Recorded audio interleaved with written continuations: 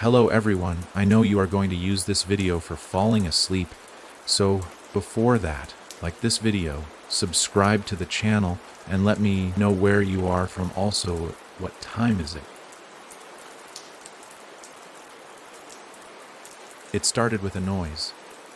A soft, almost imperceptible sound, like a whisper against the wind, or the creaking of old wood stretching in the cold night. But that's where the normality ended, because it wasn't the wind, and it wasn't the house. It was something else, something that made the hairs on the back of your neck stand on end and your heart race with a deep, primal fear. Something that, if left unchecked, would shatter the very foundation of reality itself. It all began when Sarah moved into the old, dilapidated house on the edge of town. A bargain, really. She was fresh out of college, broke, and the house was cheap. Too cheap, in fact. Everyone warned her, of course. The town had a long history of strange occurrences, and this house, well, it was known for its peculiar history.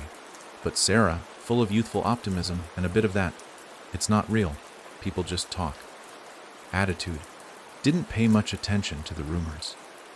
The first night was quiet. Too quiet. No creaks, no groans. Just an unsettling silence that clung to the walls like a second skin. She chalked it up to the house being old, settling, or so she thought. But as the clock struck midnight, the whisper came again.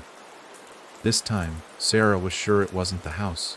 She lay in bed, frozen, her breath shallow, listening intently. It was a soft voice, one that seemed too close, but not quite close enough to pinpoint its source. It wasn't clear, just a murmur. Too quiet to understand, too persistent to ignore. She pulled the blanket tighter around her shoulders, telling herself it was just the wind. But the whisper didn't stop.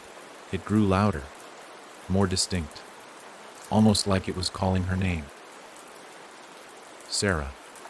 She bolted upright, eyes wide, scanning the darkness of her room. Nothing. Just the dim outline of her furniture and the moonlight streaming through the window. But then, from the corner of the room, something caught her eye.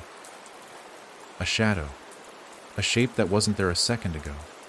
It lingered just out of her sight, flickering in and out of existence. Like something, or someone, was waiting, watching. Her heart thudded loudly in her chest, and for a brief, terrifying moment, she couldn't breathe. The shadow shifted, growing taller, stretching toward her bed.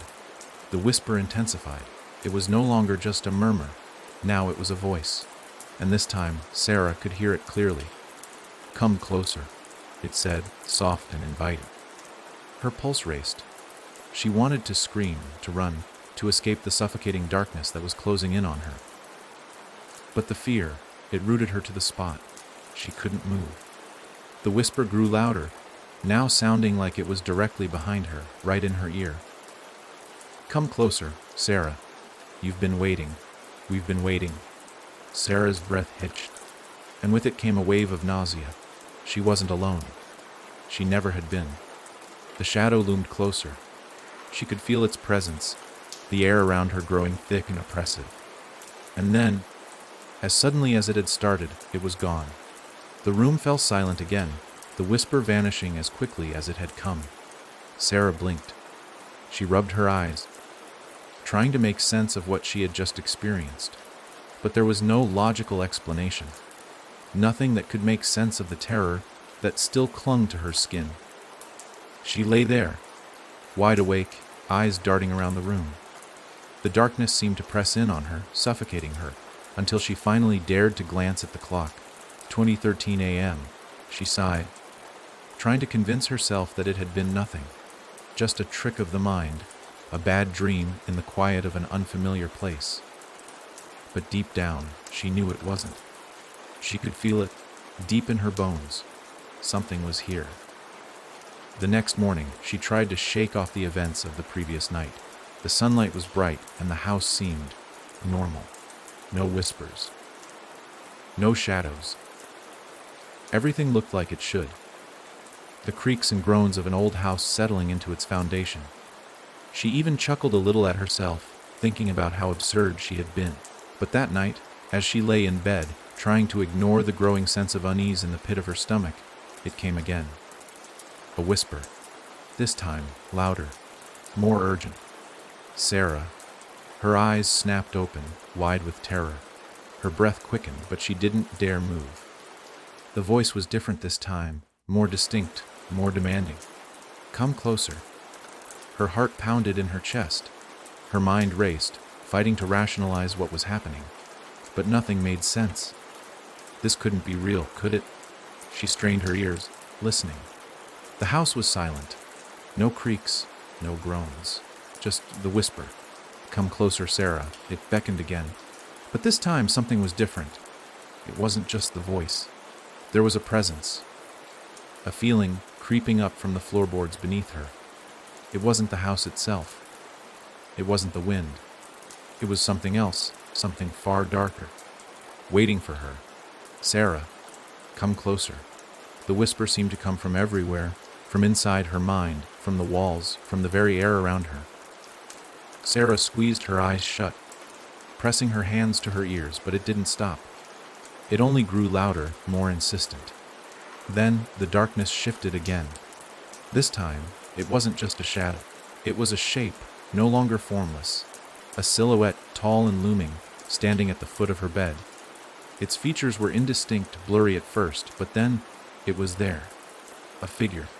A tall, gaunt figure with hollow eyes staring down at her. Frozen in place, Sarah couldn't move. She could feel her pulse racing in her throat, the blood roaring in her ears. She wanted to scream, but no sound came. The figure reached out a hand, long fingers stretching toward her face. It was right there, just inches away, and then the whisper came again. This time, cold, sharp, demanding. Now, come closer. And that's when it happened. The moment the figure touched her skin, a wave of coldness spread through her body. It was like ice running through her veins. It hurt. It was unnatural. It shouldn't have been real, but it was. Every inch of her screamed for her to move, to fight back, to do something. But there was nothing she could do. She was paralyzed, trapped in a nightmare that she couldn't wake up from. And as the figure leaned closer, whispering words she couldn't understand, Sarah's vision began to blur. Her eyes burned, and then the darkness swallowed her whole. The next thing she knew, she was lying in her bed. Everything was silent. The whisper was gone. The figure was gone. But the coldness lingered. It was in the air, in the room, in her very bones. And then a soft click echoed through the stillness. A door. The door to the attic. It had never been opened before. Now it was ajar. The darkness was coming for her. The door to the attic had never been opened before. It wasn't part of the house Sarah had moved into. It wasn't a feature she'd even noticed when she first walked through the front door. Yet, there it was, cracked open ever so slightly, as if someone, or something, had been there, waiting for her to see it. Sarah sat up in bed, her body stiff, her heart still pounding from the horrific experience the night before. The air in her room felt colder now, more suffocating, as though the house itself was holding its breath. She stared at the door, the faintest creak of the floorboards, just beyond it drawing her attention, like the house was whispering to her, beckoning her toward it. She couldn't remember ever hearing the attic door open. Hell, she didn't even know if it was ever used. The house had come with its quirks. Old plumbing, a few rattling windows, and of course, the occasional flicker of the lights. But this was something different. Something that didn't belong. Her mind raced. Could it have been the wind? A draft? No. The door was too heavy to be moved by a simple breeze. And that wasn't what she'd heard. What she'd heard was the unmistakable sound of wood, creaking, shifting, a presence.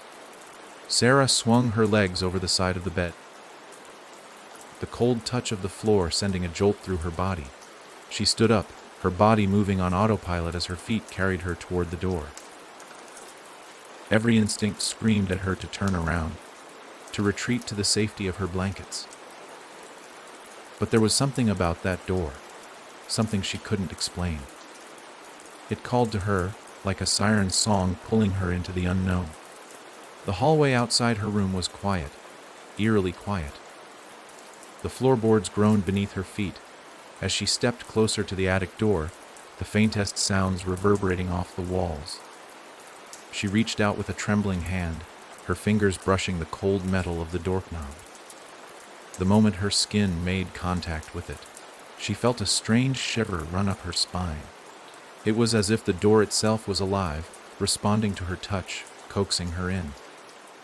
But she hesitated. The darkness on the other side of the door seemed to stretch infinitely, like a void waiting to consume her. The whispers from the night before echoed in her mind, and she swore she could feel their presence again. She swallowed hard, taking a deep breath, trying to steady herself. Then, as if something pushed her forward, her hand turned the doorknob, and the door swung open. A sharp, cold draft rushed out of the attic, making her shiver involuntarily. The smell of dust and mildew hit her immediately, but there was something else. A faint, nauseating stench that she couldn't place, something sharp and bitter that clung to the air like decaying flesh. She gagged, covering her nose, but still she stepped inside. The attic was dark, almost impossibly so. The only light came from the dim hallway behind her, casting long, eerie shadows against the walls. She could barely make out the outlines of old furniture, boxes piled high, their contents long forgotten. The air was thick with the smell of age and neglect, but there was something new here, something fresh, like something alive in the midst of the decay. The door slammed shut behind her, the sound loud and sudden, echoing through the stillness. "Hello," she called out, her voice sounding too small in the vastness of the attic. No response, just the oppressive silence. Her footsteps echoed as she moved deeper into the room, and with each step, the temperature seemed to drop even further.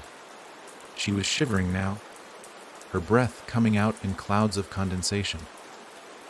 Her eyes scanned the room, the shadows playing tricks on her mind. She could feel it, the weight of something watching her, something waiting. Her skin crawled, every instinct telling her to run, but her legs refused to obey. Then something caught her eye. It was a figure, faint, almost like a mirage, but it was unmistakable. A human-shaped shadow, standing at the far end of the attic, perfectly still. She blinked, her heart skipping a beat. Was it real? Or was it just another trick of the mind? "Who's there?" she asked, her voice trembling. No response. She took another step forward, her body moving against her will. The closer she got, the more the figure seemed to shift. It wasn't clear, but it felt wrong, unnatural. The shadows around it seemed to bend and twist, like the very light itself was trying to avoid it. Then it moved. A sudden jerk, too quick, too unnatural.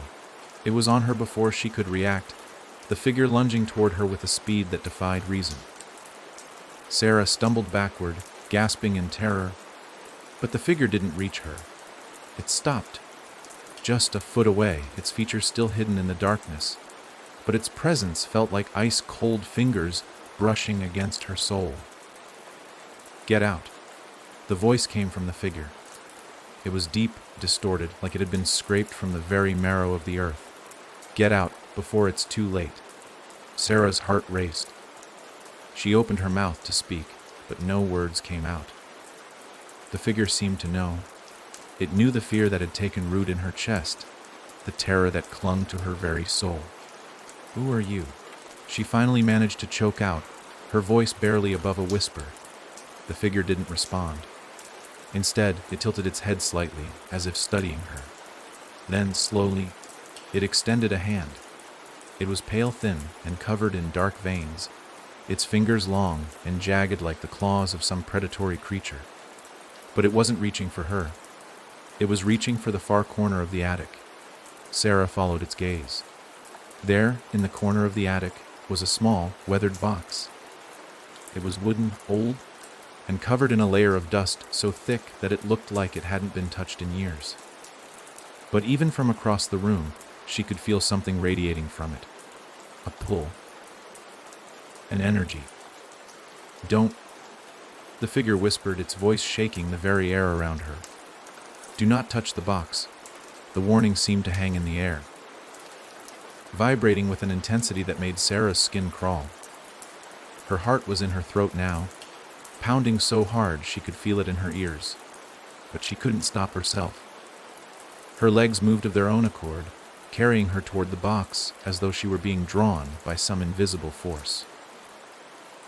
The closer she got, the more the air seemed to hum with energy. The figure's warning grew more frantic, its voice rising with desperation. Don't open it. But it was too late. She reached the box. The moment her fingers brushed its surface, a jolt of energy shot through her, like electricity coursing through her veins.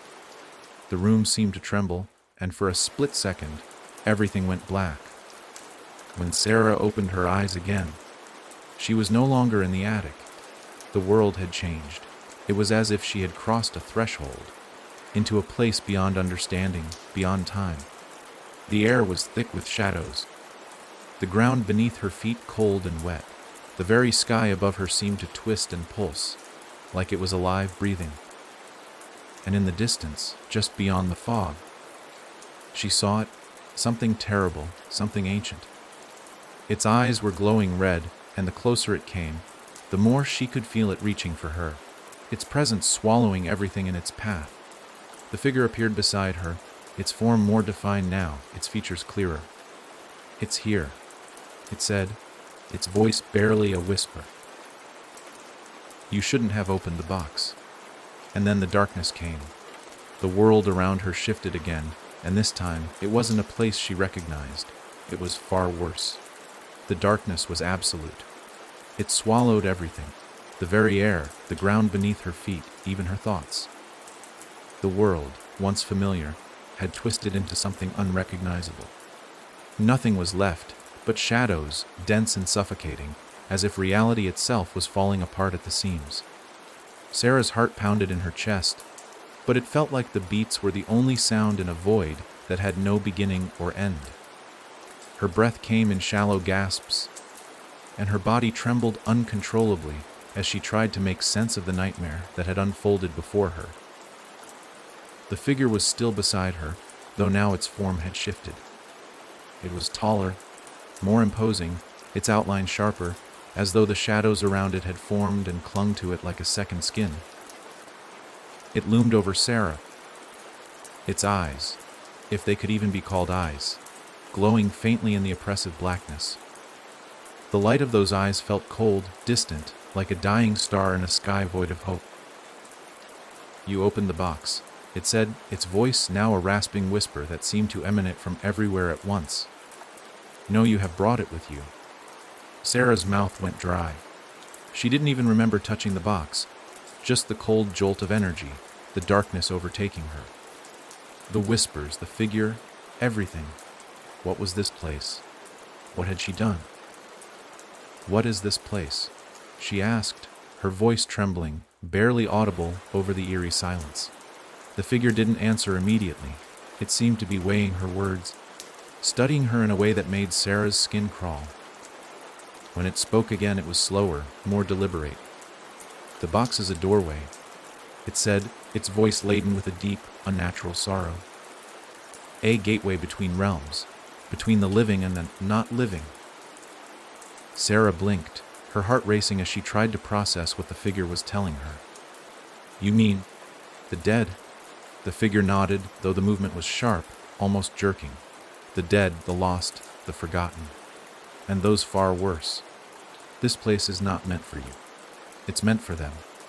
A chill ran down Sarah's spine as she realized that the them it referred to wasn't something she could easily understand. The weight of its words settled on her like a shroud, suffocating her every thought. But I didn't mean to open it, she whispered. I didn't even know. The figure stepped closer, its presence filling the space around her, yet it didn't feel like it was moving at all. It was as if the very shadows it inhabited were the ones advancing, creeping toward her. You never do, it replied, its voice full of an ancient, endless grief. None of us do. We open the doors, not knowing what lies beyond. But now, you are part of it, and it is part of you. Sarah swallowed hard, her body freezing in place. There was no air, no light, just this endless, suffocating void. It felt like time itself had stopped. A moment stretched into eternity, and she was trapped, unable to move, unable to breathe. It was as if the very fabric of the world had unraveled, and she had become a thread tangled in the chaos. "Why me?" she asked, the words slipping out before she could stop them. She needed answers. She needed to know how to get out of this. Why did it choose me? The figure tilted its head, the faint glow of its eyes intensifying as it studied her with an unnerving intensity. For a moment, it seemed as though it was searching deep inside her, as if trying to peel back the layers of her soul. Then, with a slow, deliberate motion, it stepped backward, retreating into the shadows. "Because you sought it," it said cryptically, its voice fading, as though it were slipping away into the very darkness itself. "You sought it even before you knew what it was." The words hung in the air, their meaning slipping just beyond her grasp. Sarah's mind raced, trying to piece together the fragments of the figure's message. Sought what? The box? The darkness? Or something else entirely? A sudden shift in the air made her stiffen. The temperature dropped again, colder this time, a biting chill that sank deep into her bones. She glanced around, but all she could see were shadows, moving now. They weren't just clinging to the figure anymore. They were crawling across the ground, stretching toward her like tendrils of some monstrous creature. They moved with purpose, as though they were alive.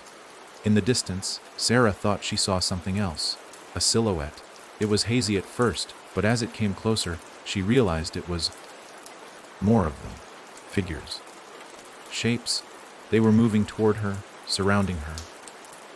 She could feel their eyes on her, even though she couldn't see their faces. It wasn't their bodies that terrified her. It was the emptiness that clung to them, the absence of life. "Who are they?" she asked, her voice barely a whisper, as she backed away from the approaching figures. The figure beside her let out a long, drawn-out sigh, its presence suddenly becoming heavy, oppressive. "The lost ones," it said. "Those who have crossed over and can never return. They are bound to this place, bound to the box, until someone, you, comes to free them. And now, they will never leave." The figures in the shadows were getting closer. They were silent, but their presence was suffocating. She could feel the darkness pressing in from all sides, a heavy weight on her chest. She turned to the figure for guidance, for some kind of reassurance, but it was gone. The shadowed shapes were closer now, their movement fluid, like smoke drifting through the air. They were forming a circle around her, their outlines flickering and shifting. Some of them wore faces twisted with pain, sorrow, and longing. Others were nothing more than outlines of darkness, shapes with no discernible features, their forms melting into the shadows. A voice echoed in the distance, hollow and distant, but Sarah heard it clearly. It was a voice that didn't belong to any of the figures. It was a voice of command, of malice. "She is the key," it whispered, a chilling rasp that scraped against her very soul. "She will open the door wider. She will let us in." Fear gripped Sarah's heart. She didn't know what they meant by the key, but the figure had warned her. This place was not meant for the living. She had opened the door. She had set them free. The whispers grew louder, the figures closing in, their eyes now burning with an insatiable hunger. But then, a shift. A sound like a door creaking open. A bright light, blinding, almost, cutting through the darkness. The shadows around her recoiled, hissing in the presence of the light. She turned, looking toward the source of the light, and for a brief moment she saw it, a doorway. A rift, shimmering like a veil of fog, a passageway back to something, somewhere. Without thinking, her legs propelled her forward, her body moving of its own accord. She didn't question it. She didn't have time to. As she crossed the threshold of the light, she felt the darkness lunge for her, pulling at her, dragging her back into the void. But she didn't stop. She crossed through the rift, and everything went black. And when she opened her eyes again, she was back in the attic. The box was still on the floor, unopened. But the darkness, the shadows, they were still there. The attic was eerily still as Sarah's eyes fluttered open. The warmth of daylight no longer filled the room. Instead, an unnatural chill seeped into her skin, creeping up her spine like fingers of ice. For a moment, she believed it had all been a nightmare, a vivid, terrifying dream conjured by the fear and exhaustion of everything that had happened. But as she lifted her head and scanned the room, she realized it wasn't a dream. She was back. The attic still stood before her, unchanged and as unsettling as ever. The air was thick with dust, and the faint smell of decay hung in the air like a suffocating blanket. But the most disturbing part of all, the box. The box she had touched moments ago, in the realm beyond, was sitting right in front of her, exactly where it had been before, on the dusty wooden floor, untouched, waiting. Her heart pounded. The memories came rushing back, relentless and suffocating. The darkness, the figures, the whispering voices. Everything felt wrong. Her mind scrambled for a logical explanation, but there was none. Had she crossed back into the living world? Was she in the same place she had been? Or had she been pulled into something far worse? Something even darker than before. The shadows in the room seemed to stretch toward her, creeping and curling like tendrils of smoke. They moved with purpose, like they were searching for something, or someone. She could feel the weight of them pressing in on her, their presence suffocating her every thought. The whispers from the darkness, the ones that had promised her she was the key, rose again, now louder than before. "You can't escape it," Sarah gasped, turning toward the voice, but no one was there. The attic was as empty as it had been moments ago.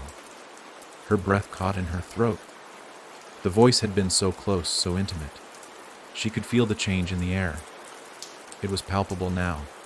The place, the attic, was no longer just a forgotten space filled with dust and decay. It had become a prison, and the shadows that seemed to writhe in the corners of the room weren't just passing figments of her imagination. They were alive. "Sarah." The voice whispered again, this time sounding faint, but unmistakably familiar. She spun around to face the dark corner where the voice had come from, but once again, there was nothing. No figure, no presence. Just the oppressive darkness pressing against her, suffocating her, filling her mind with dread. It was in that moment, when the fear had reached its peak, that she saw it. The mirror. It hadn't been there before. At least, she didn't remember it. Now, in the farthest corner of the room, next to an old dresser she hadn't noticed before, stood a full-length mirror. Its glass was tarnished, and it had a dark, ominous frame, carved with intricate, almost grotesque designs. She hadn't noticed it when she first came into the attic, but now, as if drawn to it by some unseen force, her eyes fixed upon it. Her heart skipped a beat. What was wrong with the reflection?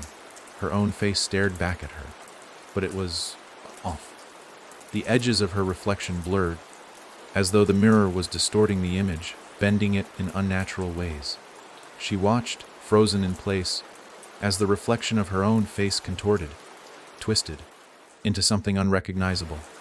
Her eyes widened, and for a brief, terrifying moment, she could see something standing behind her in the mirror. Something tall, impossibly tall, with a shadowy figure that moved like liquid smoke. It loomed over her, its features indistinct. But the presence of it was unmistakable, malicious, ancient, and powerful. It was watching her. She turned quickly, but the attic was still empty. There was nothing behind her. Only the darkness. Only the whispering shadows. She looked back at the mirror. There it was again, the figure. But this time, it wasn't in the background. No, it was inside the reflection, standing right behind her, its presence suffocating. The whispering was louder now, a chorus of voices, each one layered on top of the other, growing more and more insistent. The figure in the mirror moved closer, the shadows writhing as it reached out toward her. Come closer. The voice was in her mind now, filling her thoughts with a cold dread. But there was something else. A deep, knowing feeling. One that she couldn't ignore, one that made her breath catch. The figure was calling to her. It wanted her. And she knew, deep down, that if she took one more step forward, it would claim her. Completely. Her legs moved against her will. She couldn't stop herself. Every fiber of her being screamed at her to run, to break away from the mirror, to escape the oppressive presence that threatened to overwhelm her. But her feet were rooted to the spot, and the whispering voices, the shadows, wrapped around her, pulling her forward. Before she realized it, she was standing right in front of the mirror. The reflection of herself was now only inches away, its eyes wide with terror, its face pale and drawn. Come closer. The figure's hand reached out from the mirror, its long, spindly fingers stretching toward her, brushing against her cheek in the reflection. Her heart hammered in her chest, her breath quickening as the coldness from the mirror seeped into her skin, the chill almost unbearable. Suddenly, she pulled back, gasping for breath, as if something invisible had just crushed the air out of her lungs. The shadows behind her surged forward, their presence suffocating, pushing her toward the mirror. The reflection smiled. It wasn't her smile. No, it was something else. Something twisted, grotesque, and unfamiliar. The figure in the mirror grinned in delight, its teeth jagged and sharp, as if it had been waiting for this moment for eternity. You are mine now. The words rang in her ears, louder than ever, as the darkness swirled around her. The mirror distorted, and for a brief moment, Sarah could see the reflection of another place, another realm, stretching behind her. She could see it clearly now. The void, the darkness beyond the mirror. The place where the lost souls lingered, where the figures waited, and she knew, with cold certainty, that she wasn't just looking into a mirror. She was looking through it. The figure in the mirror reached out again. Its fingers were like claws now, gripping at her reflection, pulling her toward it. And just as it seemed like she would be consumed entirely, dragged into the depths of the mirror, a shriek of agony rang through the attic. It was a terrible, ear-piercing sound, the kind that seemed to tear at the very fabric of reality. The figure stopped. For the briefest moment, everything stilled.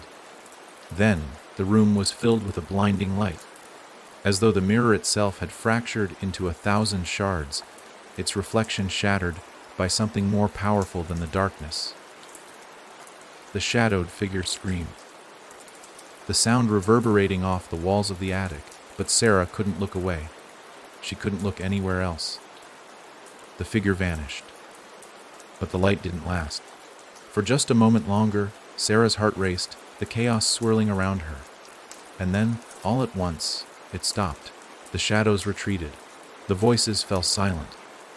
And the room was still once again. But now, something had changed. The darkness, the weight of it, was still present. It hung in the air like a cloud, suffocating, pressing in on her every movement. And the mirror had gone dark, completely. There was no reflection, no image, just an empty, black void where her face had been. And from that blackness, a voice whispered once more, "You are not alone anymore." And this time, she didn't have to look to know who it was. The shadow had followed her, and it was waiting. Sarah staggered back from the mirror, her pulse quickening, her breath coming in short, ragged gasps. The oppressive silence around her felt like a physical weight, pressing in on her chest. The darkness had receded, for now, but it was still there, lurking, a presence that never quite left her. The air in the attic was heavy with the scent of damp wood and rot, but there was something else in the atmosphere now. a palpable tension, like the space itself was holding its breath. The mirror, once an ominous portal into something far darker, now sat in the corner of the room like a forgotten relic, its surface as black and still as the night. Sarah's reflection was gone, swallowed by the void. For the briefest moment, she thought she saw a flicker of movement in the glass, a shadow moving just beneath the surface. But when she blinked, it was gone. It wasn't over. She knew that. It wasn't over, and she wasn't safe. She turned away from the mirror, trying to steady herself. She had to focus. She told herself she needed to think. She needed a plan. But the longer she stood there, the more it felt like the house itself was closing in on her. The shadows were restless, shifting at the edges of her vision, growing darker, as if they were drawing strength from her fear. It was then that she noticed something she hadn't seen before, something that made her stomach drop. At the far end of the attic, just beyond the wooden beams, was a door. But it wasn't just any door. No, this one was different. It stood out in a way that felt wrong. It wasn't supposed to be there. She was certain of it. The door was new. It hadn't been there before, not when she'd first entered the attic, and certainly not before all the madness had begun. There was no trace of dust on the doorknob. The wood was polished. Gleaming in the low light that flickered overhead, it looked inviting, too inviting. Her heart skipped a beat. Something about it felt familiar, like she had seen it before, but she couldn't quite place it. And yet, as she stood there, a deep, instinctual fear took hold of her. This was no ordinary door. It was the door to something else, something worse. Her legs moved of their own accord, her feet carrying her toward it, drawn by an invisible force she couldn't understand. Each step felt heavier than the last, the weight of dread sinking into her bones. The closer she got, the more the air around her seemed to vibrate, like the very walls of the attic were alive, whispering her name in the deep, forgotten corners of the house. She reached the door. It was ajar, just a crack, the darkness beyond it impenetrable, as if the room on the other side existed outside of time itself. It beckoned to her, its pull magnetic, irresistible. Her hand reached out, fingers trembling as they hovered over the polished brass handle. "Don't open it," she thought desperately, but her hand moved before her mind could protest. Her skin brushed against the cool metal, and with a soft, almost imperceptible click, the door swung open. A rush of cold air poured out from the darkness beyond, and Sarah felt her breath catch in her throat. It smelled of something familiar, something almost comforting, but it was wrong. The air felt heavy with the weight of secrets, of things that had been buried long ago, never meant to be uncovered. Her eyes adjusted to the dim light on the other side. It wasn't what she had expected. The room was small, barely more than a closet, and it was filled with old, rotting furniture. The walls were lined with shelves, and on those shelves were dusty jars, strange trinkets, and what looked like old, tattered books. But it wasn't the room itself that made her heart race. No, it was the thing sitting in the middle of the floor. A chair. It was a simple thing, an old wooden chair, weathered and worn with age. But what made it so terrifying was what was strapped to it. A figure, a person, or what had once been a person, was bound to the chair with thick ropes. Their body was twisted in unnatural angles, their skin pale and taut against their bones. The eyes were the most haunting part. They were wide open, unblinking, staring straight ahead into nothing. Their expression was frozen in fear, their mouth slightly ajar as though they had screamed, but no sound had escaped. Sarah's breath caught in her throat, her pulse thundering in her ears. She couldn't look away from the figure, even as her instincts screamed at her to run. But it wasn't just the figure that terrified her, it was the feeling that this person, this thing, knew her, knew who she was. The room seemed to pulse with a sense of recognition, as if everything in the attic, The shadows, the mirror, the door had led her here. "Who are you?"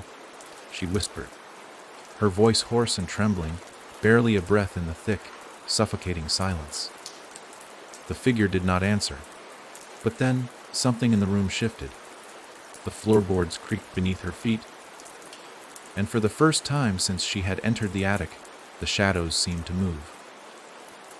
They twisted and slithered, coming together in the corners, gathering around the figure in the chair like a protective shroud. The air grew thick, suffocating her, making it harder and harder to breathe. The whispers began again, rising from the darkness, filling the room with their unintelligible murmurings. But this time there was something else, a voice, clear and distinct, rising above the rest. A voice that chilled her to her very core. "You shouldn't have come back." The voice wasn't coming from the figure in the chair. It wasn't coming from the shadows. It wasn't even coming from the house itself. It was coming from her. The voice was hers. But it wasn't. Sarah staggered backward, her hands reaching out for something, anything, to steady herself. Her mind was racing, her thoughts tumbling over each other as she tried to make sense of it. The voice. It was hers, but it couldn't be. It couldn't be. She hadn't said anything, not out loud. She hadn't. But there it was again, clearer this time, more forceful. "You shouldn't have come back. The door is open. And you are the key." The air around her seemed to crackle with energy. The shadows swirled, thicker now, more aggressive. Sarah's vision blurred as the room began to spin, and she realized with a sickening certainty that the house had changed, again. Everything had changed. She backed away from the door. The figure and the chair, her heart racing as the shadows reached for her, their fingers curling toward her like tendrils of darkness. But no matter how much she moved, no matter how much she ran, she couldn't escape the weight of it. And then, just as the darkness seemed to engulf her completely, the door slammed shut. The world fell silent. For a moment, Sarah couldn't breathe. The walls seemed to close in on her, and the whispers, once so loud, were now distant, like they were fading into nothing. She could still feel the weight of the figure in the chair, the way the darkness was wrapping around her like a cocoon. And then, just as she began to think that maybe, just maybe, the terror was over, she heard it. A soft, low laughter. It was coming from behind her. She turned slowly, dread pooling in the pit of her stomach. The attic was empty. But the laughter didn't stop. And it wasn't her own. The laughter echoed through the attic, hollow and empty, reverberating off the walls and drilling into Sarah's mind like a nail. It was maddening. High, pitched, yet deep, distorted, as if 100 voices were trapped inside one. Her hands were trembling at her sides, and her throat felt tight, suffocating. She couldn't breathe, couldn't think. It was the sound of something unnatural, something that shouldn't exist. And yet it was here, in this place. Her eyes darted frantically around the room, searching for the source, but the space was as empty as it had been before. The shadows, now still, seemed to mock her, stretching lazily across the floor, as if they knew something she didn't. Then she heard it again, a faint creak of wood. Her eyes snapped to the door that had appeared out of nowhere. It stood there, wide open, beckoning her forward, as though it were waiting for her, expecting her. But this time, the door wasn't the same. The shadows that had once crowded around it were gone, leaving only an unsettling, empty void in its place.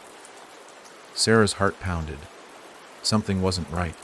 The house, this place, it was alive. She backed away from the door, the floorboards creaking beneath her feet with each hesitant step. She couldn't explain why, but something deep inside her urged her to turn away, to leave, to get out before it was too late. But there was no escape. Not anymore. Not from the house, not from the shadows, and certainly not from whatever was waiting behind that door.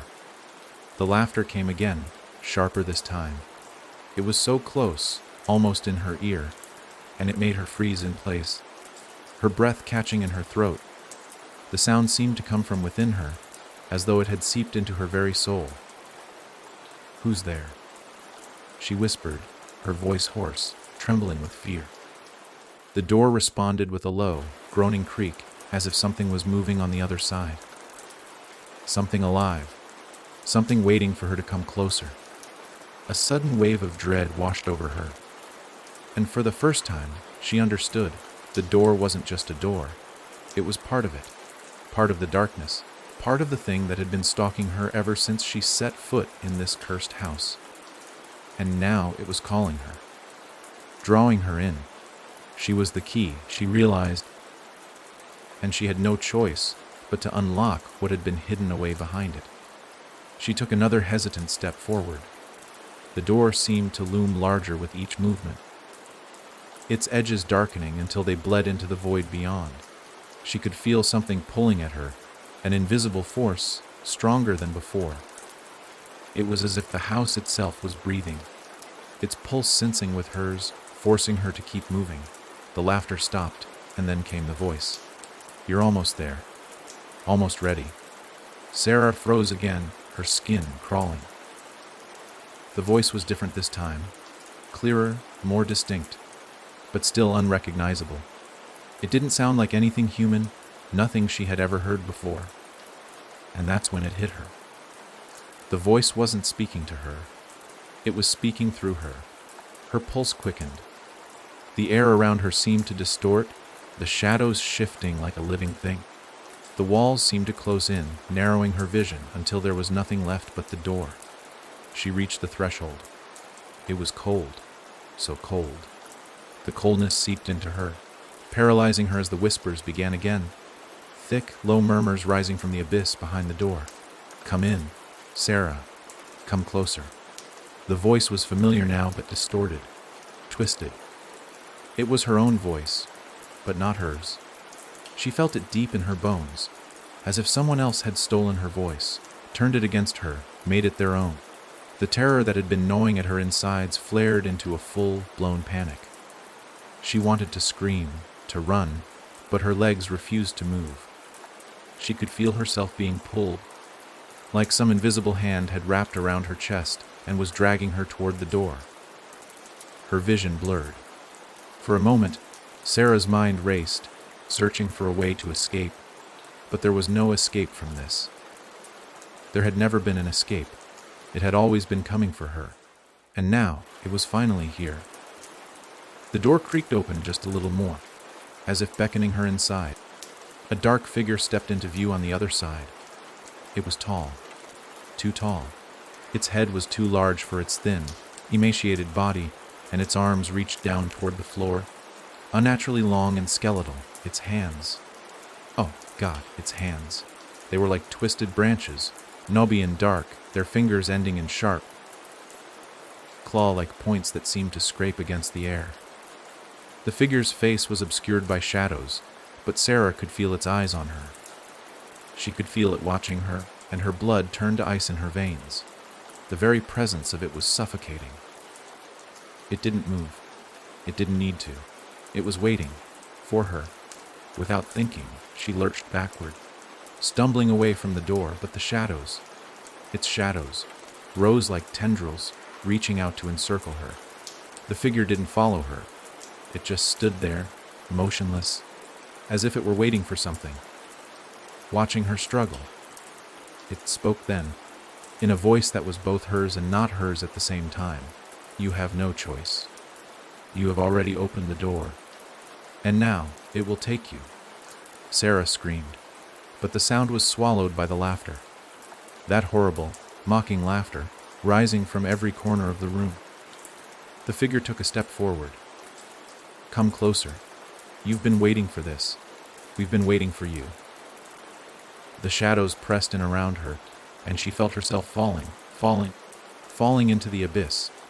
The door, once an opening into the unknown, had become a trap, a hole that would swallow her whole.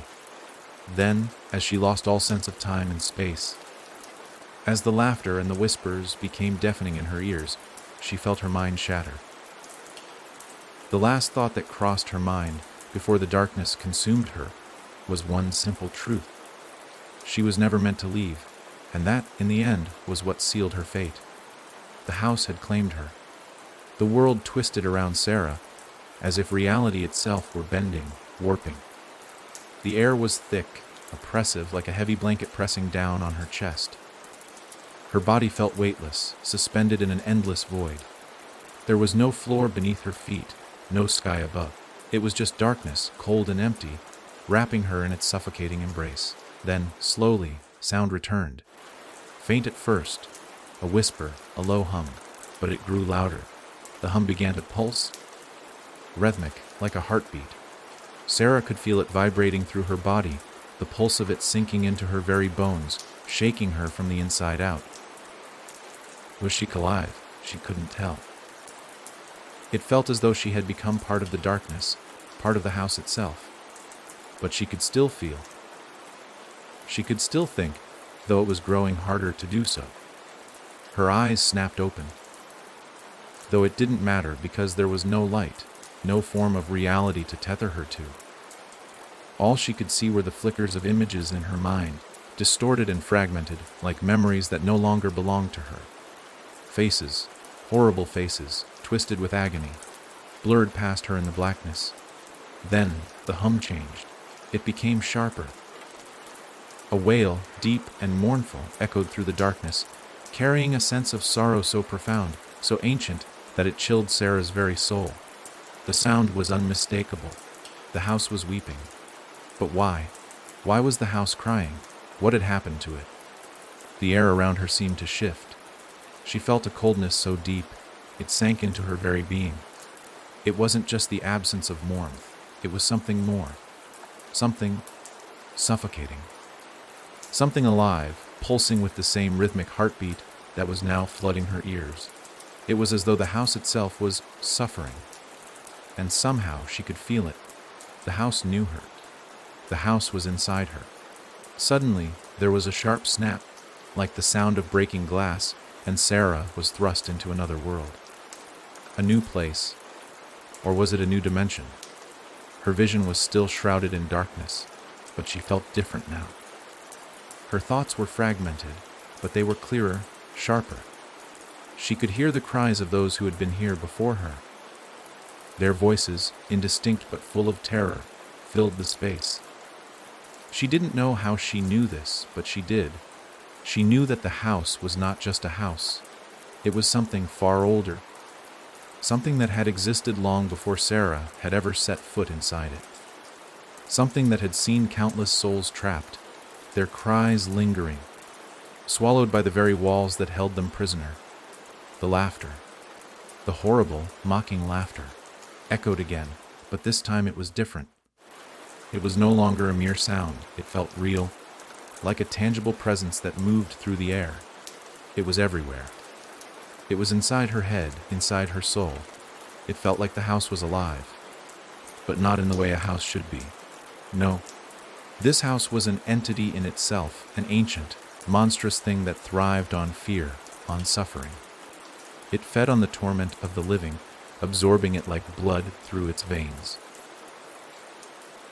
"You've opened the door," the voice whispered again. "You've opened the door, and now you will never leave. This house will keep you forever."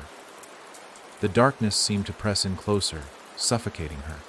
She could no longer move. Her limbs felt heavy, as if they were made of stone. She wanted to scream, but no sound came.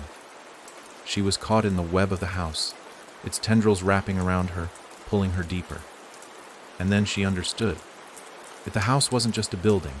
It wasn't just some old structure filled with memories and echoes of the past. No, it was alive. It was a creature. A living entity that fed on the pain and suffering of those who entered. It thrived on torment. It sustained itself through fear. It was a parasite that had been feeding for centuries, growing stronger with every soul it consumed, and now Sarah was part of it. The house had chosen her. The house had claimed her. She was no longer just a visitor. She was no longer even human. She was one of them. A dark form appeared before her, hazy and indistinct at first, But then it solidified. The figure was tall, towering, but it was no longer made of flesh. It was made of the same shadowy substance that had once surrounded the mirror. It seemed to flicker, flickering in and out of existence, but somehow its form remained constant. The shadow didn't speak. It didn't need to. It was the embodiment of everything that the house was, a manifestation of the darkness, of the hunger that thrived within its walls. It was waiting for her to understand. Sarah's breath hitched as the figure reached out, its long, skeletal hand extending toward her. Her body recoiled instinctively, but she couldn't escape. She was trapped. "You're mine now," the figure's voice echoed, deep and hollow, reverberating inside her skull. "You belong to the house." The figure's hand grazed her skin, and a jolt of icy cold shot through her.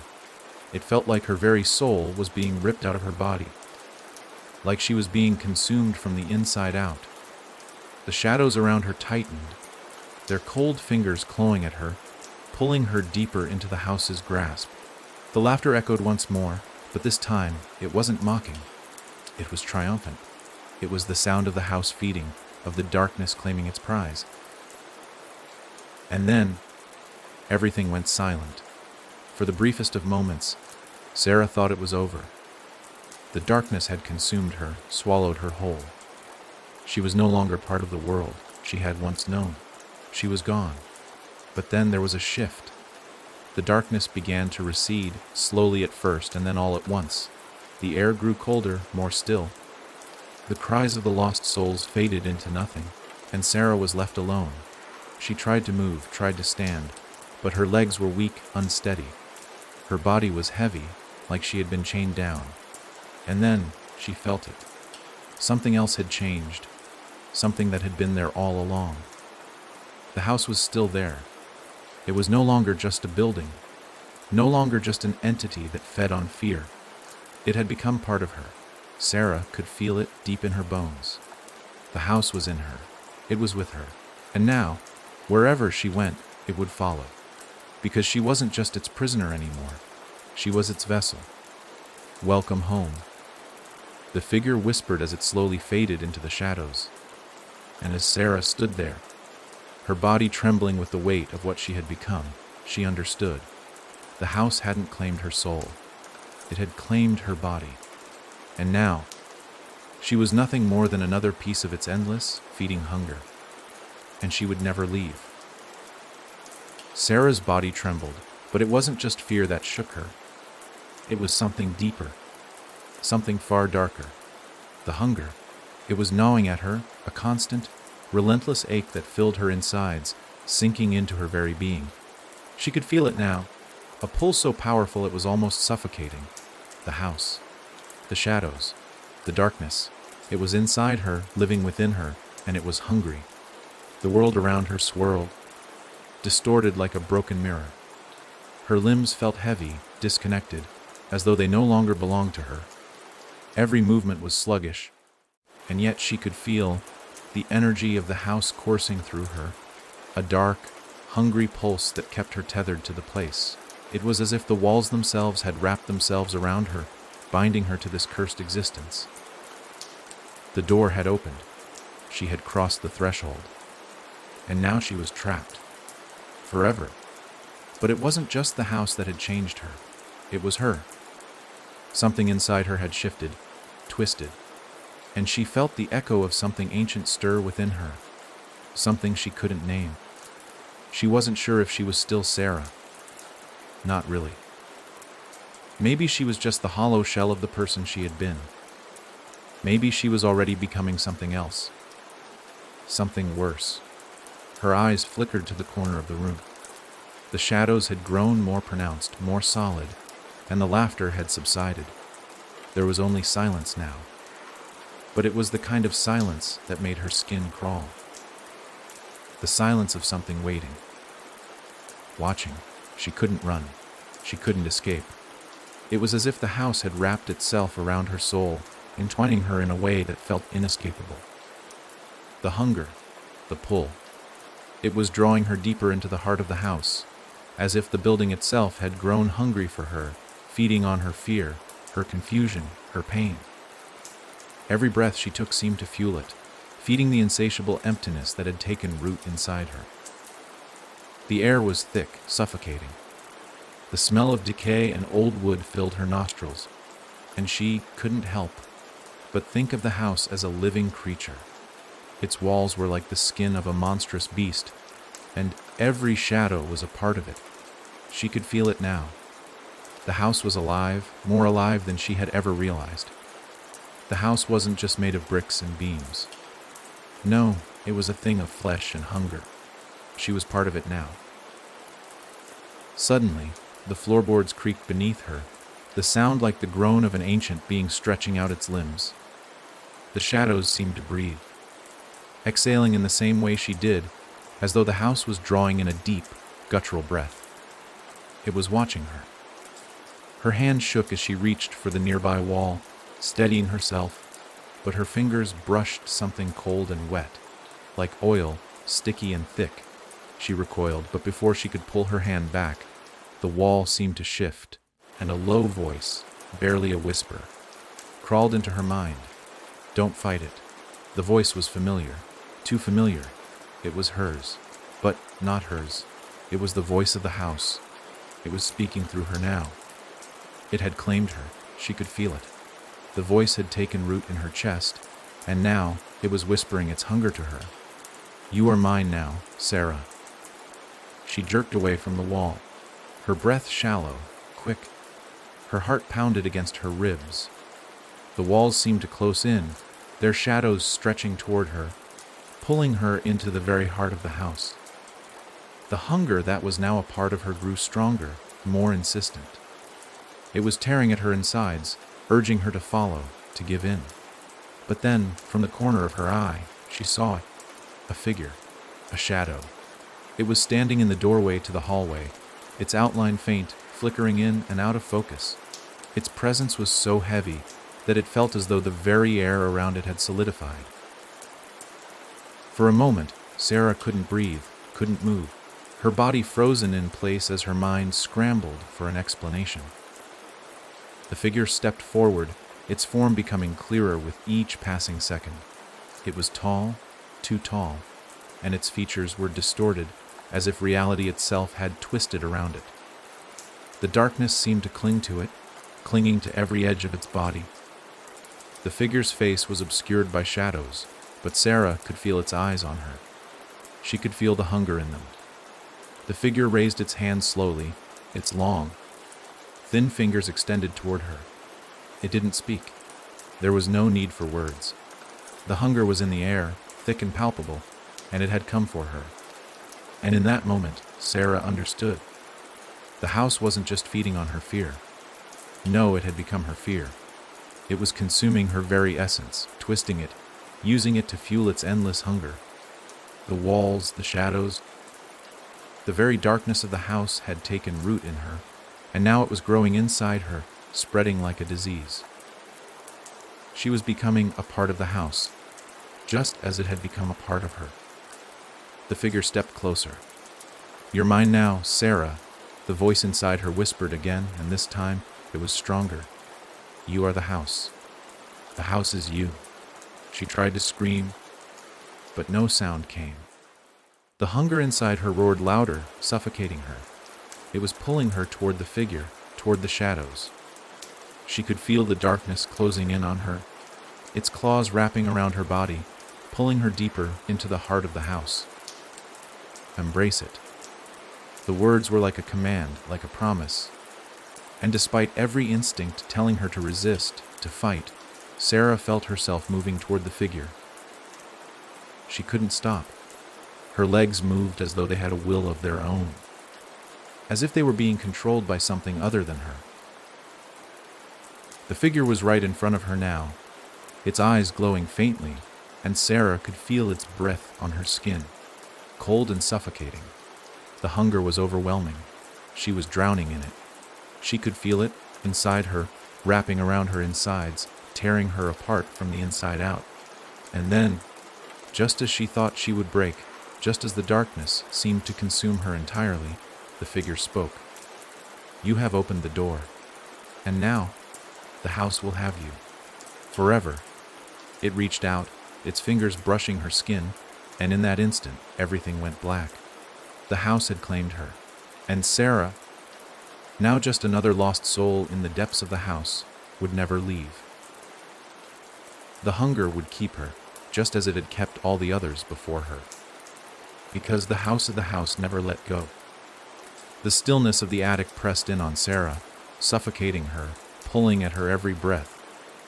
It felt as though time itself had fractured into 1,000 pieces, each one stretching out endlessly before her. The darkness, once a distant fear, had become her reality. She could no longer remember what it was like to feel the warmth of the sun or the gentleness of a breeze. All she knew now was the cold, unyielding grip of the house. She was no longer Sarah. Not in the way she had once been. That name felt distant, like it belonged to someone else, someone who had existed long ago, in a world far removed from the darkness she now inhabited. Her hands trembled as she reached out, her fingers brushing the floor beneath her. The wood was slick, wet with something that didn't belong, something thick, like oil, but colder. The walls seemed to pulse around her, breathing in rhythm with her own shallow, ragged breaths. She could hear the faint sound of whispering, a chorus of voices that filled the air like a soft hum. The voices were distant, but somehow close, lingering just at the edge of her consciousness. The house was alive. She could feel it. Coursing through the very veins of the walls, its pulse echoing through the ground beneath her feet. And now she was a part of it. She was no longer a visitor, no longer an intruder. She had become one with the house, a vessel for its hunger. But it wasn't just the house that had changed her. There was something else now. Something that felt like it had always been there, hidden beneath the surface. Something dark, primal, and ancient, stirring within her. She could feel it in the depths of her soul. Like a cold, creeping shadow, growing stronger with every passing moment. It had marked her, and now she was part of its eternal cycle. The shadows around her flickered, stretching and writhing like living things. The air was thick with the weight of it, the dark, suffocating hunger that had claimed the house and now claimed her. She reached out, her hand trembling as she ran it along the walls, trying to ground herself, trying to find something familiar, something that didn't feel like it was slipping away from her. But there was nothing. The house had consumed everything. She stood there for a long time, her mind lost in the blackness, until she felt it. A presence. It was subtle at first, a slight shift in the air, but it was enough to make her stop. The shadows seemed to stir, moving like tendrils reaching out from the walls, creeping toward her. It was as if the house itself had noticed her, sensed her, and now it was calling to her. The whispering grew louder, more distinct. The voices swirled around her, their words unintelligible. A cacophony of sorrow, anger, and despair. But beneath it all, there was something more, something darker, something older. It was a presence that was older than the house, older than the world itself. It was the thing that had been waiting, the thing that had been pulled into the house when Sarah opened the door. It was the hunger. The floor beneath her shifted, groaning under the weight of something large, something immense. The shadows, once just passive observers, began to move, closing in around her, wrapping themselves around her like a cloak. She couldn't move, couldn't breathe, couldn't escape. The hunger had surrounded her, filled every corner of the attic, every space in her mind. And then, from the darkness, a figure emerged. It wasn't like the shadow she had seen before. No, this was something more. It was towering, monstrous, with limbs that stretched unnaturally long. Its face was a twisted mask of shadows and flesh, and its eyes, were burning with a red, malevolent glow that seemed to pierce through the darkness. The figure stood motionless for a moment, watching her, its gaze heavy, suffocating. And then it spoke. You have become one of us." The voice was low, guttural, vibrating the very air around her. It was as if the words came from deep within the earth itself. A voice that had echoed through time, through eternity. And when it spoke, Sarah could feel the very essence of it in her soul, like it was pulling at the deepest parts of her being, urging her to surrender. "You have opened the door." The figure's voice grew colder, harder. "And now you are bound to it. Bound to the house. Bound to me." Sarah's heart raced in her chest, panic rising like a wave, but there was nowhere to run. The walls were closing in on her, the shadows thickening, twisting, suffocating her. She could feel the figure moving closer, its presence overwhelming her, consuming her every thought. "There is no escape," the figure intoned, its voice reverberating through her bones. "Not for you. Not for anyone." The words sunk into her, and for a moment, Sarah thought she might lose herself entirely. But there was something else, something deep inside her, the remnants of the person she used to be, that resisted. She could feel the fight, the spark of defiance, flickering in the pit of her stomach. She didn't want to give in. She didn't want to be consumed by the darkness. But no matter how hard she fought, it was useless. She was already part of it, part of the house. And now, the hunger had claimed her. The figure moved closer still, its presence suffocating, its eyes glowing brighter, more intense. Sarah could feel its hand, cold and sharp, brush against her skin. And then the house itself seemed to shift. The air grew colder still, the walls seemed to bend, warping around her, stretching, distorting. The shadows writhed like living things, twisting and coiling, pulling her deeper into the heart of the house. The house was no longer just a structure. It was a living, breathing entity, and it had become a part of her. Its hunger was her hunger. Its darkness was her darkness. The void had consumed her, and there was no returning from it. The figure leaned down, its face close to hers, its breath cold and unnatural.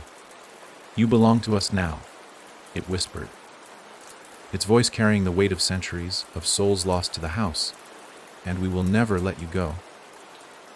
And then the darkness swallowed her whole. It was an unfeeling, boundless dark. Sarah's mind reeled, struggling to make sense of the overwhelming void around her. She could still feel the echoes of the figure's presence, its chilling words ringing in her ears. But now, in the aftermath, there was nothing. No sound, no movement. Only the thick, suffocating weight of the darkness. Her feet, her legs, moved of their own accord. She hadn't willed them to, but they were moving none the less, dragging her forward into the nothingness. She wanted to scream, but her mouth felt numb, and her throat burned as though every breath she took was filled with shards of glass. Her vision was fractured, flashes of memories, nightmares, and endless corridors of blackness weaving through her mind like fragments of broken glass. She was somewhere in the house, but it felt as though she had crossed some threshold, a place between worlds. No longer just a living soul, yet not quite one of the shadows that inhabited the walls. She was something else, something in between. The house and its hunger had transformed her, and now she was wandering its endless halls like a ghost, no longer able to find the distinction between her thoughts and the house's. Her feet carried her forward, into what appeared to be an endless hallway. The walls stretched far beyond her sight, lost in the shadows. The floor beneath her feet creaked, like old, tired wood, and the air was thick with the scent of mildew and something far worse, a putrid smell that lingered in her nostrils, choking her. The hallway had no windows, no doors, only the faint glimmer of pale light that seemed to emanate from nowhere. She tried to look around, but the walls were featureless, coated in a layer of grime. The same shadows, the same oppressive darkness, pressed in on her from all sides. Her heartbeat pulsed in her ears, and with each step, the silence seemed to grow heavier. "You're awake," the voice whispered, a harsh rasp in her mind. The words felt wrong, unnatural, as though they didn't belong to her. They were the house's voice, speaking through her. Its hunger, its pain, her pain, swelled within her. She could feel it now, the hunger gnawing at her from within, clawing at the edges of her soul, pushing her forward through the hallway. She wasn't in control anymore. Not fully. With every step she took, the hallway seemed to stretch farther, extending endlessly in front of her, the walls bending and warping in ways that defied all logic. She turned back once, only to find that the entrance she had come through had disappeared, swallowed by the shifting walls of the house. There was no exit. There was no turning back.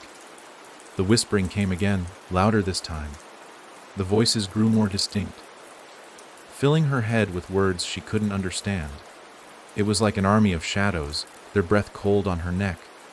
Their hunger felt like her own. Keep walking. The voice urged. We're waiting. Something shifted in the darkness ahead. The faintest flicker of movement caught her eye, and as she approached, the shadows seemed to part, revealing a shape in the distance. A figure, tall and cloaked in darkness. It didn't move.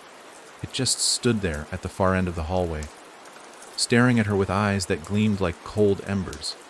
It was a figure she recognized, or at least something she recognized. A twisted, horrific reflection of herself. The figure stood still, waiting, as if it knew exactly what she was about to do. The hunger swelled inside her chest, cold and gnawing, urging her forward. Her legs refused to stop, even though her mind screamed for her to run. It didn't matter. She was already lost. The house had claimed her, and now she was bound to it. You've always known this would happen. The figure's voice echoed in her mind, so similar to her own, yet distorted. We're all the same. The house always takes what it wants. And now it's taken you. Sarah's breath caught in her throat. She could hear the distorted version of her voice, the mockery of her own thoughts ringing in her head. She wanted to scream, but no sound came. Her body felt wrong, out of place. She was trapped in this hallway, her own reflection staring back at her from a place of darkness and despair. Come closer. The figure called, its voice soft but demanding. It was her voice, but it wasn't. The floor groaned beneath her feet as if it, too, was anticipating the moment when she would finally give in. The hunger grew more insistent, clawing at her insides. The shadows pressed in on her, and the walls of the hallway seemed to close around her, suffocating her with their weight. You cannot escape, the figure whispered. You've already crossed the threshold. Tears began to well in her eyes, not because of the fear she felt, but because of the truth she could no longer ignore. She had opened the door. She had crossed the threshold into this realm of endless shadows, and now the house would never let her go. It had claimed her, twisted her, and she was bound to it for eternity. There was no escape from the house. Not anymore. With each step she took, the hallway stretched on. It was as if she was walking through a dream. No, not a dream. A nightmare that would never end. The voice spoke again, its words piercing her mind like a dagger. You are now part of the house, Sarah. We are all waiting for you. The hallway twisted, changing shape. The walls warped and buckled, and the ceiling seemed to lower, coming closer with every step. Sarah could feel the pulse of the house beneath her feet, in her chest, in her soul. The hunger was now a part of her, and the house was feeding on it, feeding on her. But there was something else too. Something more than the hunger. A voice, a shadow, a presence that had been watching her. A presence that had been waiting for this moment, waiting for the house to claim her fully. She could feel it now. It wasn't just the house. It was them, the lost souls, the ones that had come before her, who had been consumed by the house, who had become a part of its eternal hunger. And they were waiting for her. As the darkness closed in on her, she realized with cold certainty she would never leave. The hallway would never end. The hunger would never stop, because the house, in all its eternal, suffocating hunger, would never be satisfied. And neither would she. The hallway stretched on forever. The darkness was relentless. It pressed in from all sides, suffocating Sarah, consuming everything. There was no longer any distinction between the house and the shadows, no difference between the suffocating air and the depths of her own soul.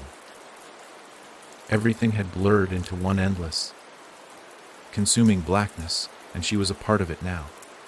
Her feet kept moving, though she didn't will them to. She wasn't sure how long she had been walking down this endless hallway. The house had a way of distorting time, bending it to its will, making every second feel like an eternity.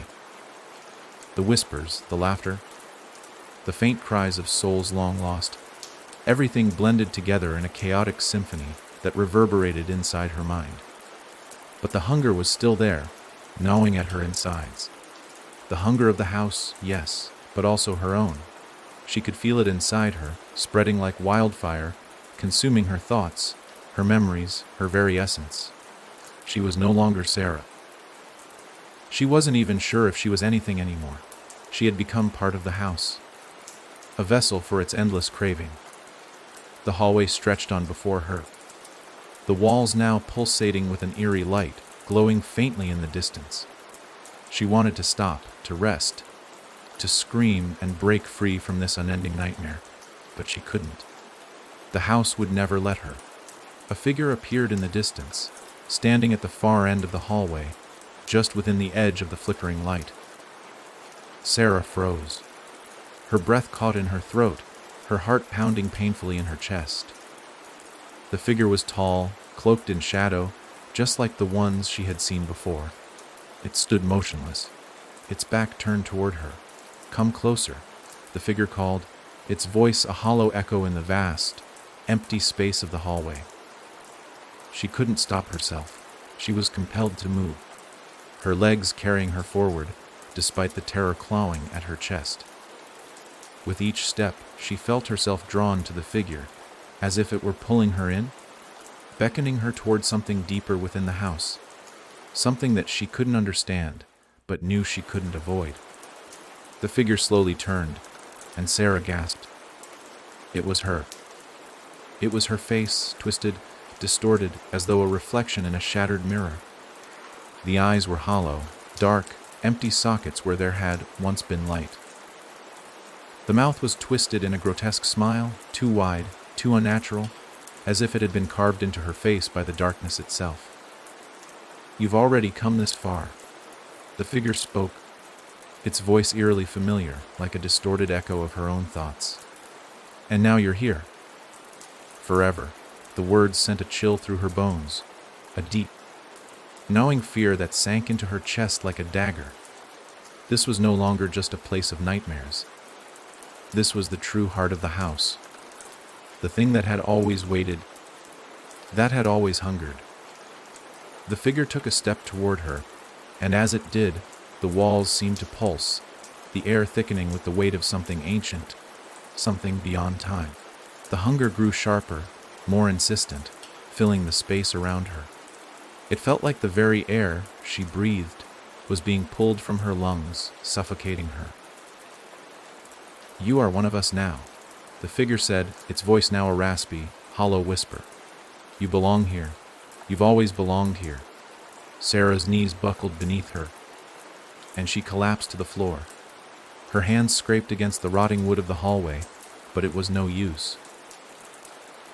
The hunger inside her surged, and she could feel her body trembling, as if it were being pulled apart by something invisible, something monstrous. "No," she whispered, her voice weak, shaking. I won't stay here." But the figure only laughed. It was a soft, mocking laugh, one that vibrated deep within her chest, a laugh that spoke of something far older than anything she could comprehend. "You cannot leave. The house has claimed you." The figure's mouth stretched wider in that grotesque smile, as if it reveled in her pain. "And you will never be free." A cold wave washed over her, and Sarah gasped for breath, feeling her lungs burn with the effort. It was as though the walls of the house were closing in on her, drawing the very life out of her. "What is this?" she gasped, her voice barely a whisper. "What am I becoming?" The figure stepped closer, looming over her, its shadow casting a long, dark shape across the floor. Its hand reached out, not toward her, but through her, as though it were a part of her very soul. Sarah could feel it. Feel the darkness wrapping around her, seeping into her, twisting her thoughts, her very essence. "You are becoming what you were always meant to be," the figure said softly. "You are becoming a part of the hunger, a part of the house." The words struck her like a physical blow. She could feel the truth of them, seeping into her bones, into her heart. She was part of the house now. There was no escaping it. The house had claimed her. She had opened the door, and now she was bound to it, forever. But even as she accepted this horrifying truth, a flicker of defiance rose within her. There had to be a way out. There had to be something she could do. She couldn't be consumed by this, not entirely. She couldn't let the house win. The figure raised its hand, and Sarah's heart skipped a beat. The shadows stretched toward her. Tendrils of darkness crawling up her legs, wrapping around her body, pulling her into the depths of the house. She could feel the weight of the hunger inside her, feeding on her fear, feeding on her struggle. But then, something shifted. A crack appeared in the walls of the hallway, a thin, jagged line of light slicing through the darkness. The light wasn't warm, but it was something. Something outside of the house, outside of the suffocating blackness that had consumed her. Sarah's eyes widened, and she reached for the light, feeling a desperate surge of hope. It wasn't much. It wasn't enough. But it was something. She pushed against the shadows, against the darkness that threatened to consume her. The hunger clawed at her, pulling at her, but she fought it. The light was growing, and with it, her strength. She wasn't just part of the house. She was more than that. And she wasn't going to give up. Not yet. The light grew brighter, pushing back against the darkness. The figure screamed, its distorted face twisting in fury, but it couldn't stop her. The house may have claimed her body, but her will, her soul, those were still hers. With one final, desperate push, she broke free from the darkness, and as she did, the hallway split open, revealing a door, just a door. A simple door, but one that beckoned her toward something beyond. Something that wasn't part of the house. Something that might give her a chance to escape. She ran toward the door, her legs moving faster now, the hunger still clawing at her from within. But she wouldn't stop. Not now. Not ever. She threw open the door, and the light poured in. The door opened, but what lay beyond was not what Sarah expected. She had thought, hoped, that it would be a place of light, a place of safety. But as she stepped through the threshold, the world around her seemed to twist like reality itself was being shredded, unraveling in front of her eyes. The light wasn't warm or comforting, it was cold and sharp, like the very essence of the universe was trying to slice her apart. The world beyond the door wasn't just light. It was a vast, boundless void that stretched out in all directions, a place outside of time and space. There were no walls, no floor, no sky, just an infinite expanse of nothingness, broken only by the sharp, blinding light that flickered like an erratic pulse. She stumbled forward, her feet unsteady, as if she were walking on air. The hunger inside her still gnawed at her, a deep, insatiable ache that pulsed through her very core, but she refused to let it control her. She had made it this far. She wouldn't stop now. The door behind her slammed shut with a deafening bang, its wooden frame splintering as though it were being torn apart by some unseen force. The echoes of the house, the hunger, the darkness began to fade, but only just. They were still there, lurking in the corners of her mind, trying to pull her back, trying to drag her into the suffocating blackness she had just escaped. But the light ahead was growing brighter now, and it was pulling her forward like a magnetic force. Sarah's body moved of its own accord, her legs carrying her deeper into the vastness. She wasn't sure if it was the light itself, or the remnants of the house, still calling her back. But she couldn't stop now. She had to go on. "You can't leave," the voice whispered in her mind, low and guttural, full of despair. It was the house's voice, yes, but it felt different now.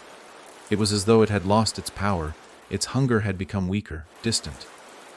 Still, it clung to her, like the memory of a nightmare that refused to fade. "You are mine. You will always be mine." Sarah shuddered, but she pressed on. The voice was weaker now, fading, but it still clawed at her thoughts. She wasn't sure if she could ever truly escape it. The house was in her blood, in her very soul. It had claimed her, twisted her, and made her part of its endless hunger. But she could feel something else, too. There was something in this strange, infinite space that felt different from the suffocating darkness of the house. It was as if the very fabric of reality here was thinner.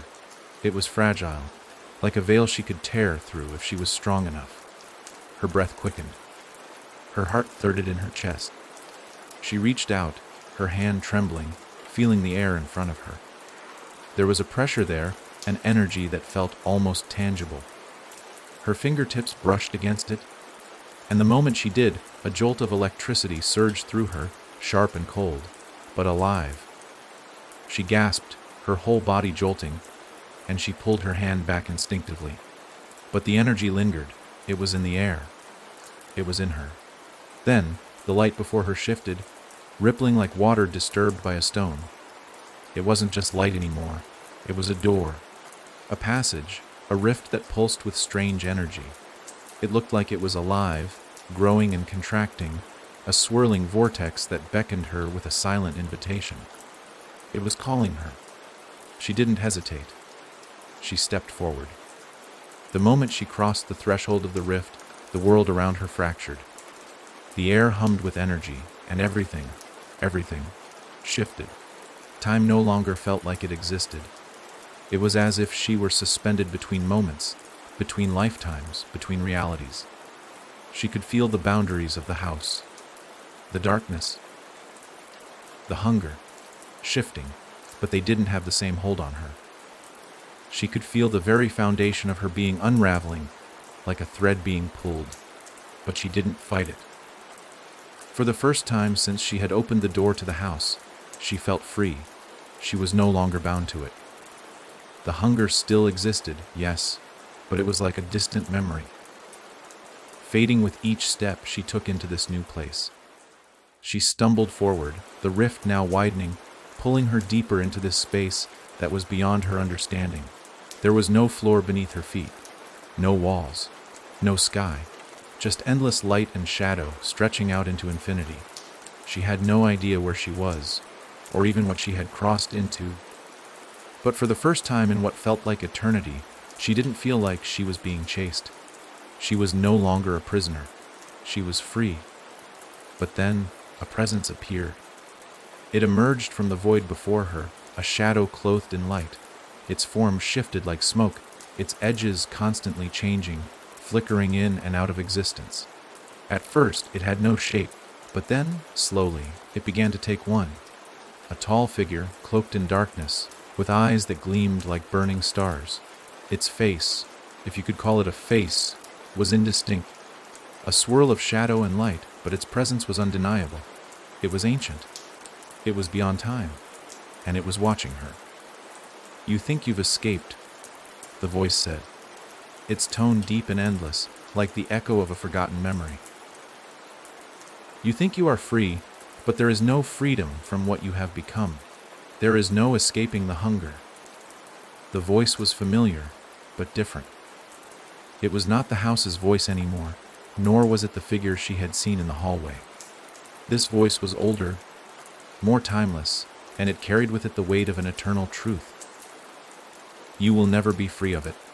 The hunger is part of you now. It is woven into your very soul.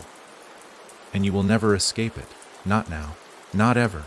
Sarah felt a chill wash over her as the figure stepped closer. Her heart began to race again.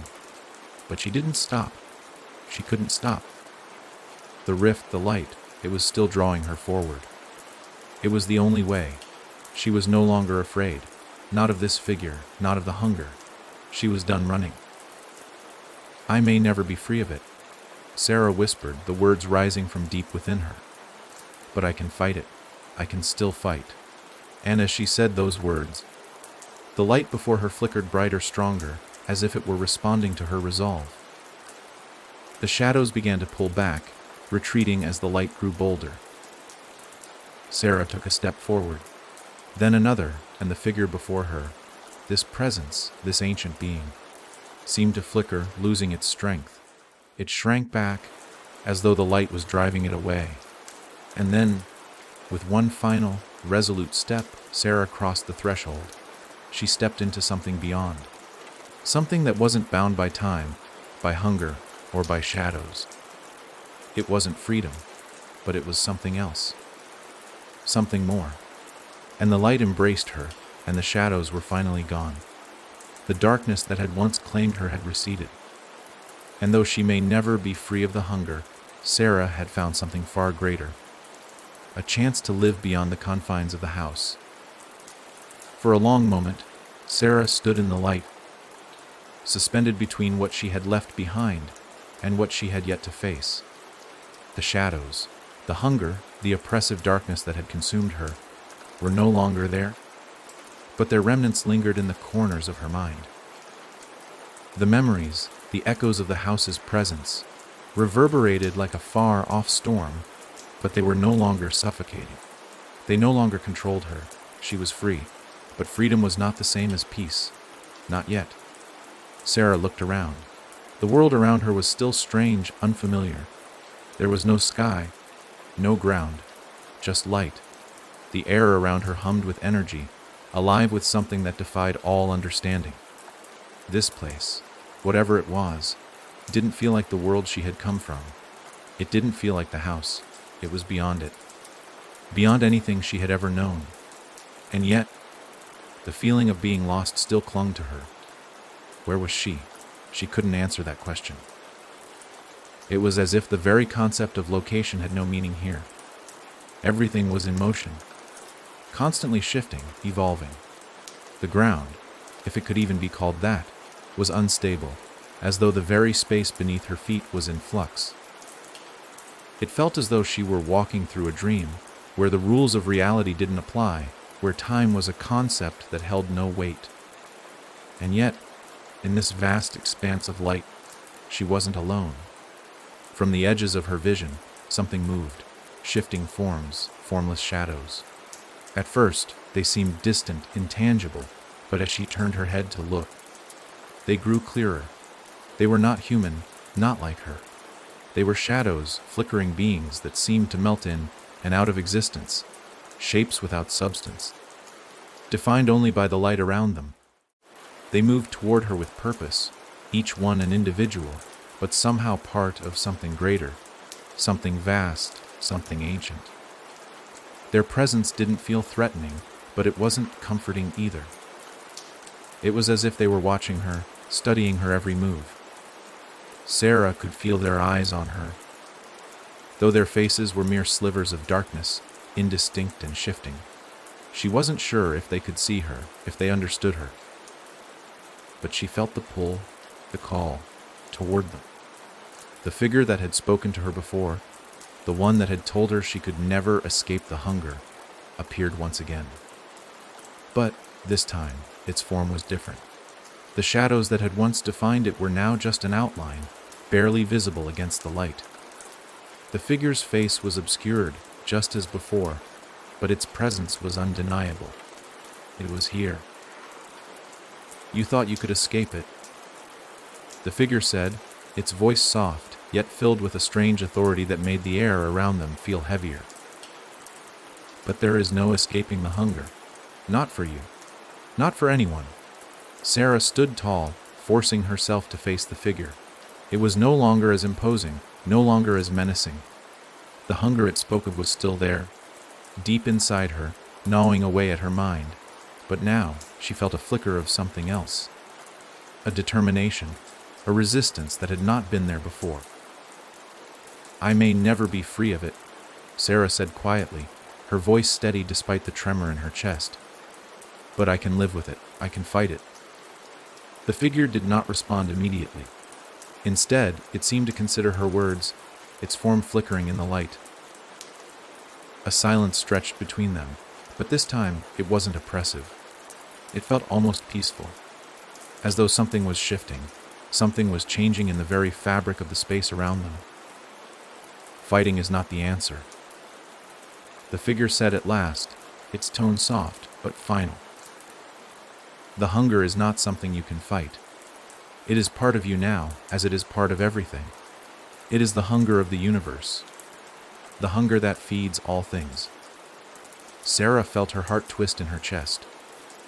She wanted to argue, to deny it, but a deeper part of her knew the truth of it.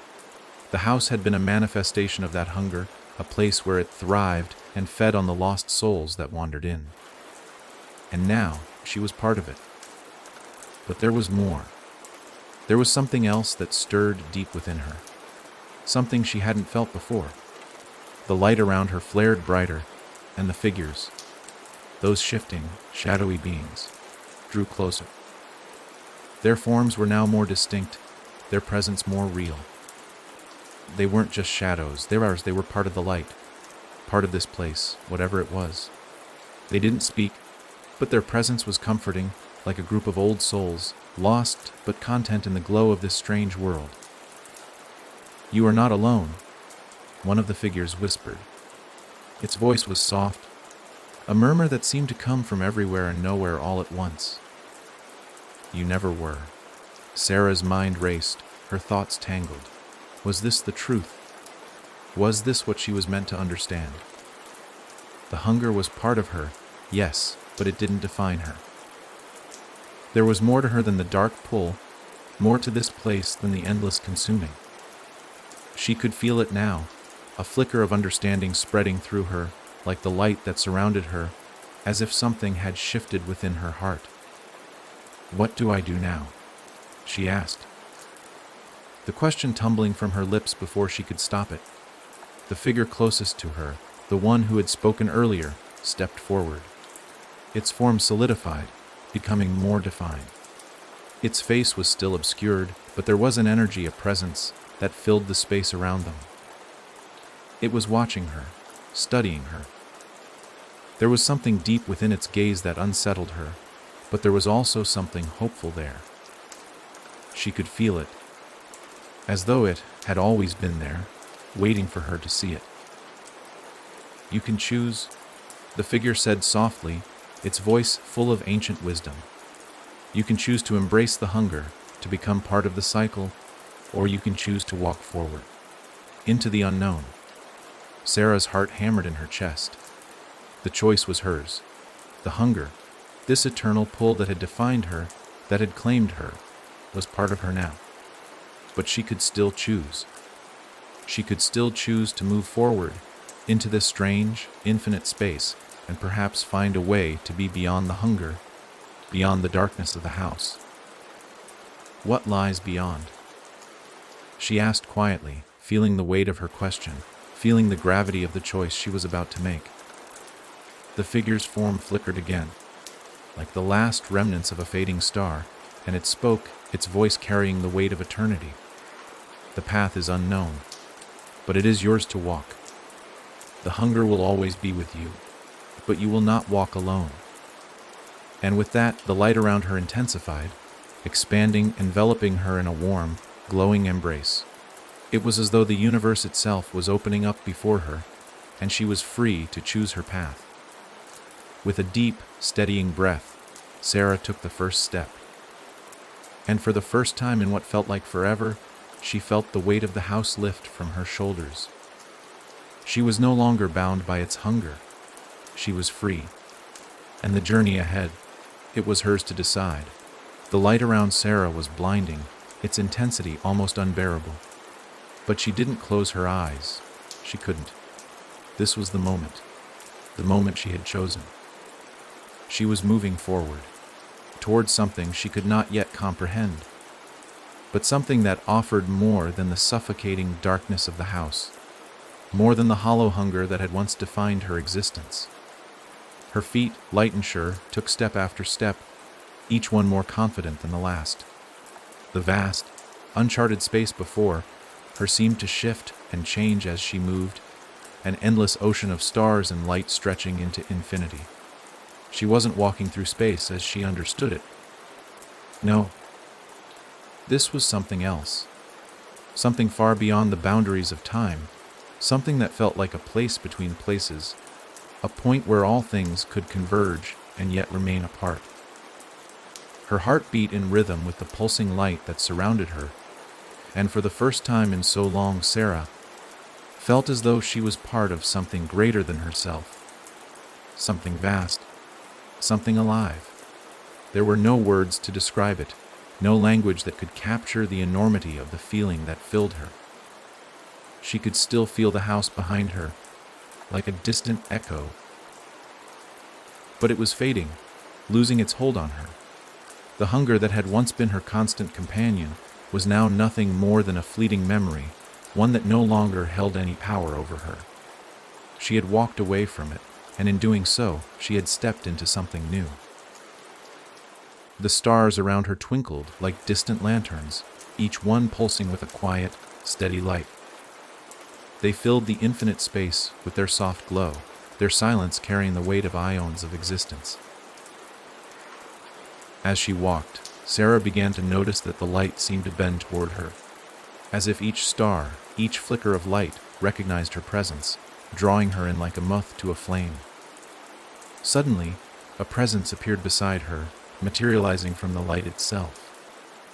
It was not the figure she had seen before, nor was it any of the shadowy forms that had stalked her in the house. This presence was something else. It was like the light itself had taken shape, vibrant, fluid, and alive, its form constantly shifting, but always somehow whole. The figure had no face, but Sarah could feel its gaze, its eyes, fixed on her. "You have chosen the path," the figure said, its voice smooth and melodic, like the hum of a distant song. "The path that leads beyond." Sarah paused for a moment, her breath catching in her throat. She wanted to speak, to ask questions, but the words didn't come. It was as though the very air around her was filled with the weight of her choices, the magnitude of the decision she had made. And though the figure had spoken, its words left her with a deeper sense of understanding that transcended language. "What lies ahead?" she asked, her voice soft, but full of resolve. The figure seemed to shimmer, its form shifting in response to her question, like a ripple of light passing through water. "The unknown," it replied. "The infinite. The stars are your guides, and you are their traveler. The path is not one of certainty, but a possibility. The house that once claimed you is but a shadow of what you have left behind. Now, you walk toward your future." The figure's words resonated within her, and she felt a deep, quiet certainty wash over her. She had stepped away from the house, away from the endless hunger. She had made a choice that had no return. There would be no going back, no more struggle between light and shadow. This was her path, and she had to walk it alone. And yet, she was not alone. As she continued to walk, the stars around her seemed to guide her steps, lighting her way, their gentle pulses illuminating the vast expanse of the space ahead. The emptiness was no longer cold or suffocating. It was warm, like the promise of something new. There was no more hunger, no more darkness. The void before her was a place of potential, where she could create, explore, and discover. "Am I free?" Sarah asked, the words slipping out without thinking. The figure paused for a moment, as though contemplating her question. The air around her hummed, and Sarah could feel the energy of the space vibrating in response. "You are free," it said, its voice now a low, soothing tone. "But freedom is not an end. It is a beginning. It is the choice to continue to walk forward, to shape the journey as you will." Sarah absorbed the words, feeling them seep deep into her soul. She was free. But freedom wasn't something that could be given or taken away. It was something that had to be embraced, something that came with the responsibility of choice. She had stepped out of the darkness and into the unknown, but it was hers to shape. And so, she walked. She walked not in fear, but with a sense of purpose. The hunger inside her, once all-consuming, had been quieted, replaced by a new sensation, one of peace, of acceptance, of quiet joy. She wasn't bound by the house. She wasn't bound by the past. She was walking into a future that was undefined, full of infinite possibilities. The light ahead of her flickered again, shifting like the stars themselves were pulling her toward them. Sarah could feel the tug, the pull of the unknown, and she embraced it. She didn't know where the path would lead. She didn't know what the future held. But she knew this. She was no longer a prisoner. She was no longer defined by the house, by the hunger, by the shadows. "You are the traveler now," the figure said, its voice fading into the vastness of the space. "The stars will guide you. The journey is yours to make." And with those words, the figure disappeared, fading into the light like a dream evaporating at dawn. But Sarah didn't stop walking. The path before her stretched out into eternity, and with each step, the hunger faded farther into the distance, lost in the stars. And in that moment, Sarah understood. The journey was not over. It had just begun. The stars watched her as she walked, their light guiding her forward. The hunger was a distant memory now, and ahead of her lay the infinite. A journey she would walk with strength, with purpose, and with hope. As Sarah walked, the path ahead of her seemed to shift, as though it were aware of her presence, bending and adapting to her every step. It was a landscape unlike any she had ever known, fluid, ever changing. The light around her wasn't static. It moved with a rhythm that seemed to pulse with the very heartbeat of the universe. The air felt charged with possibility, like an open canvas awaiting the brush of a painter, or an unfinished symphony waiting for the final notes to be played. The stars, once distant points of light, now felt like companions, silent but constant, their light guiding her forward. But even as she embraced this new freedom, a question lingered in her mind. What was this place? How could she feel so connected to it, so alive in a space that was beyond comprehension? Was this an afterlife? A realm of the forgotten? A new beginning?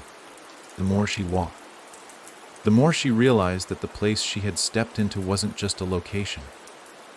It was a state of being. She wasn't simply passing through a new world.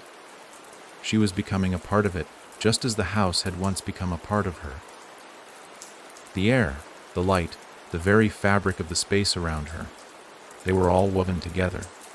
An intricate tapestry of existence, and she was becoming a thread in its design. And as Sarah walked, the stars around her seemed to shift. They were no longer just distant points of light. They moved, forming patterns, connecting, shifting, and rearranging themselves into shapes and constellations that felt familiar yet unknown. Time itself, whatever that meant in this place, was beginning to lose its meaning. The further she walked, the more disjointed it felt, like a dream that wasn't tethered to any rules, where the past, present, and future all existed in tandem. Her steps echoed in the vastness, but each step felt less like progress and more like an unfolding, like a memory being unearthed or a story being written anew. The idea of time seemed irrelevant here. There was only movement, only transition. The path wasn't linear. It was like a spiral, always turning inward, yet moving outward, expanding with every new breath she took. A ripple passed through the stars ahead, and for a moment, the world around her shimmered.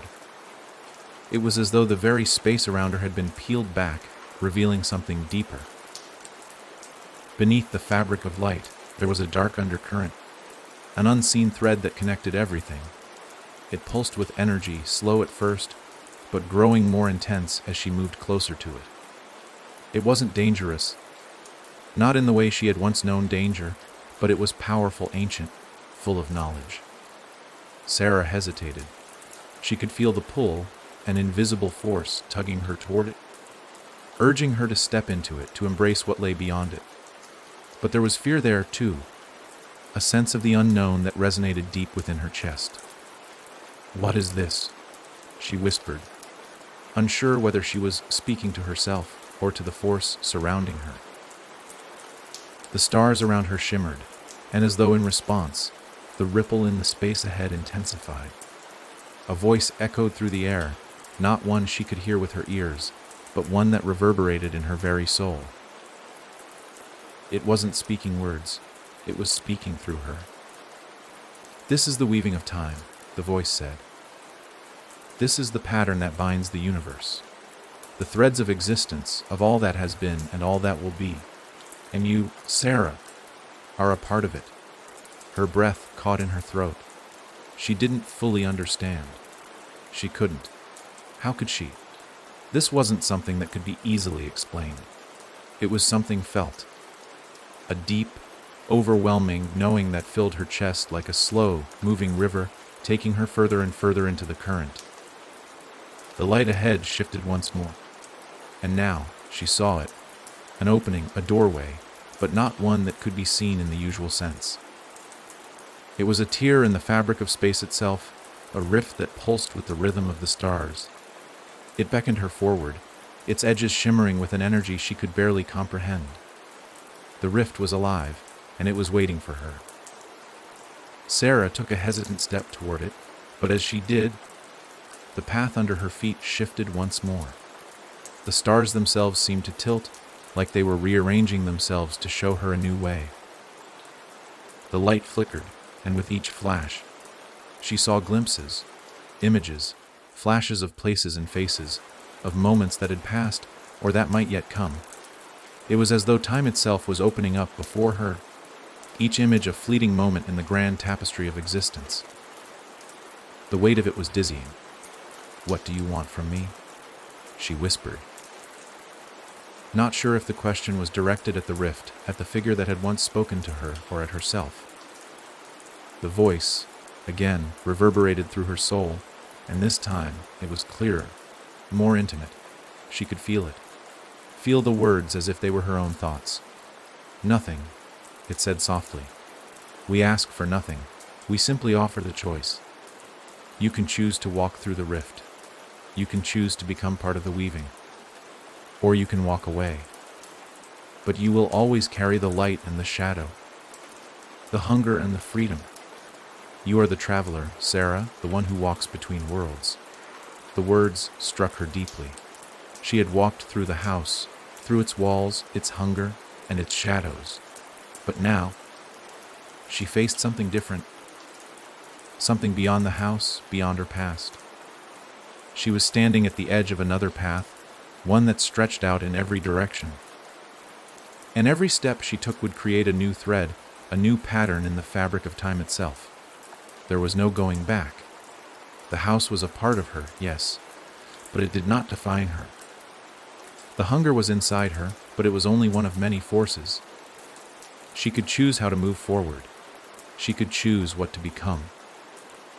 The rift ahead was a doorway to something she could not yet comprehend, but it was a doorway nonetheless. The stars swirled around it, guiding her, urging her to step through. And even as her mind hesitated, her heart surged with a quiet understanding. This was the path she had chosen. This was where she would begin again. Without another word, Sarah stepped forward. The moment her foot crossed the threshold, the rift exploded with light, the stars folding inward, the fabric of space and time weaving around her like the threads of a great loom. She felt herself pulled, not through space, but through possibilities, through choices, through all that had been and all that would ever be. The light was not blinding. It was revealing. It was showing her the connections, the endless patterns that wove through existence, through every choice made, every step taken, and every life lived. And as the stars enveloped her, Sarah realized the truth. She wasn't escaping. She was becoming part of something infinitely larger, something that stretched beyond the boundaries of the house, beyond the hunger, beyond the very limits of time itself. She was a traveler. And this was only the beginning. The light around Sarah grew brighter, pulling her toward the unknown as she became a part of the endless weaving of time. And in that moment, she understood this was her journey, and it had only just begun.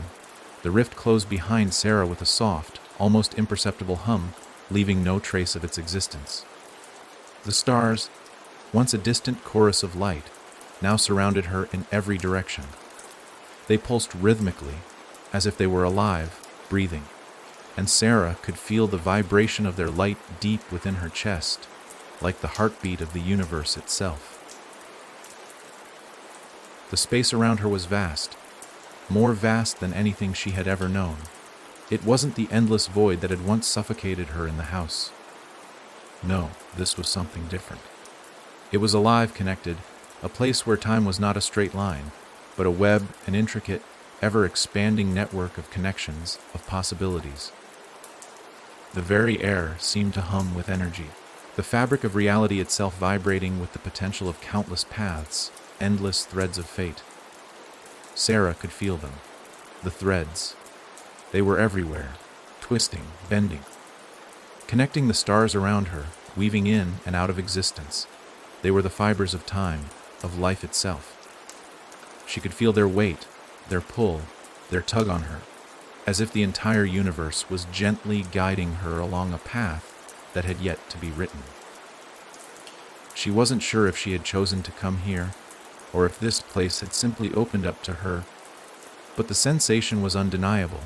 She was part of something larger, a part of a story that spanned far beyond her understanding. For the first time in what felt like forever, Sarah felt at peace. There was no hunger here, no darkness, no gnawing, insatiable void pulling at her from the inside. There was only connection, a deep sense of belonging, a feeling that she had always been a part of this tapestry, whether she had known it or not. The stars before her flared, and the threads of light shifted, rippling as though in response to her thoughts. She reached out instinctively, her hand trembling as her fingers brushed against one of the glowing strands. The moment she touched it, a spark of energy shot through her, like a current of electricity, filling her veins with warmth and clarity. Her mind raced as a flood of images rushed to the forefront of her consciousness.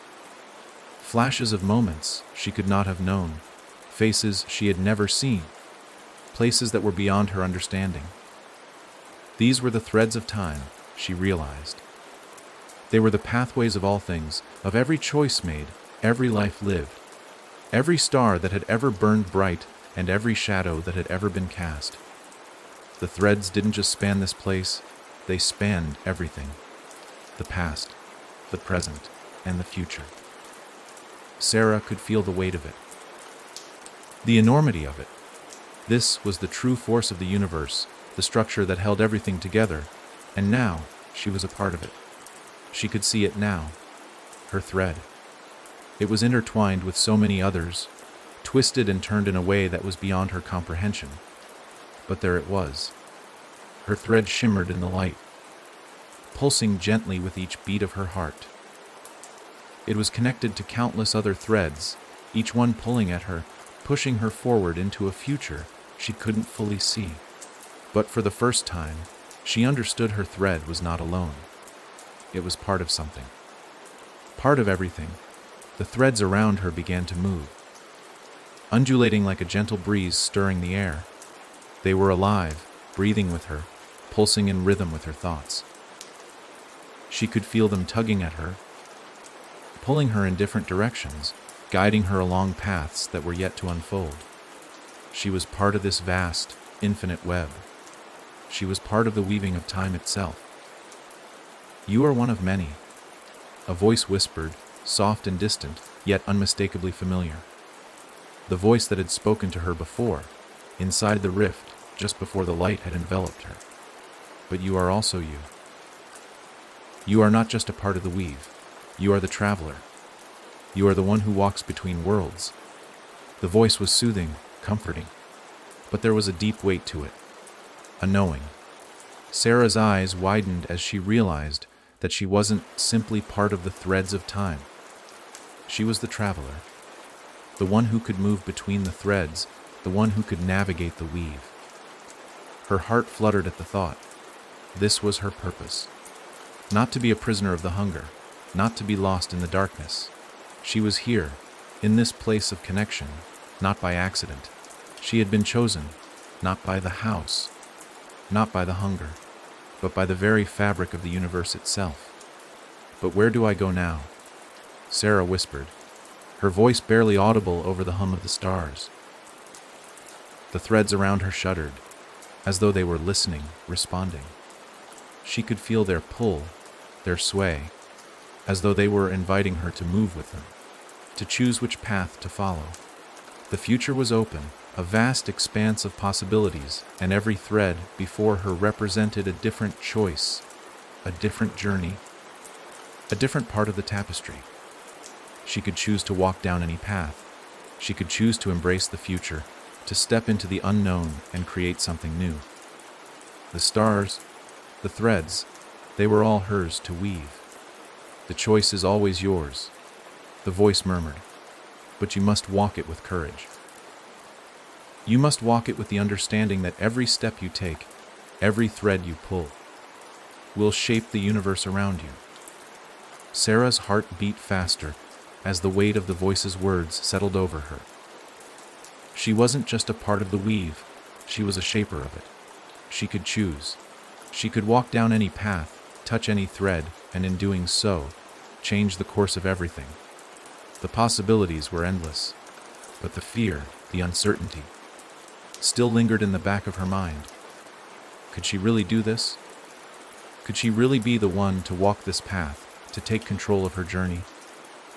The threads shimmered before her, pulsing with light, and she felt the weight of every choice that had ever been made, every life that had ever been lived, and every future that had yet to be written.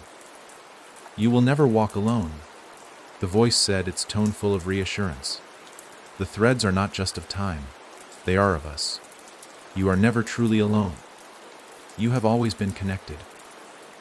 With a deep, steadying breath, Sarah took the first step forward, her foot brushing against the light.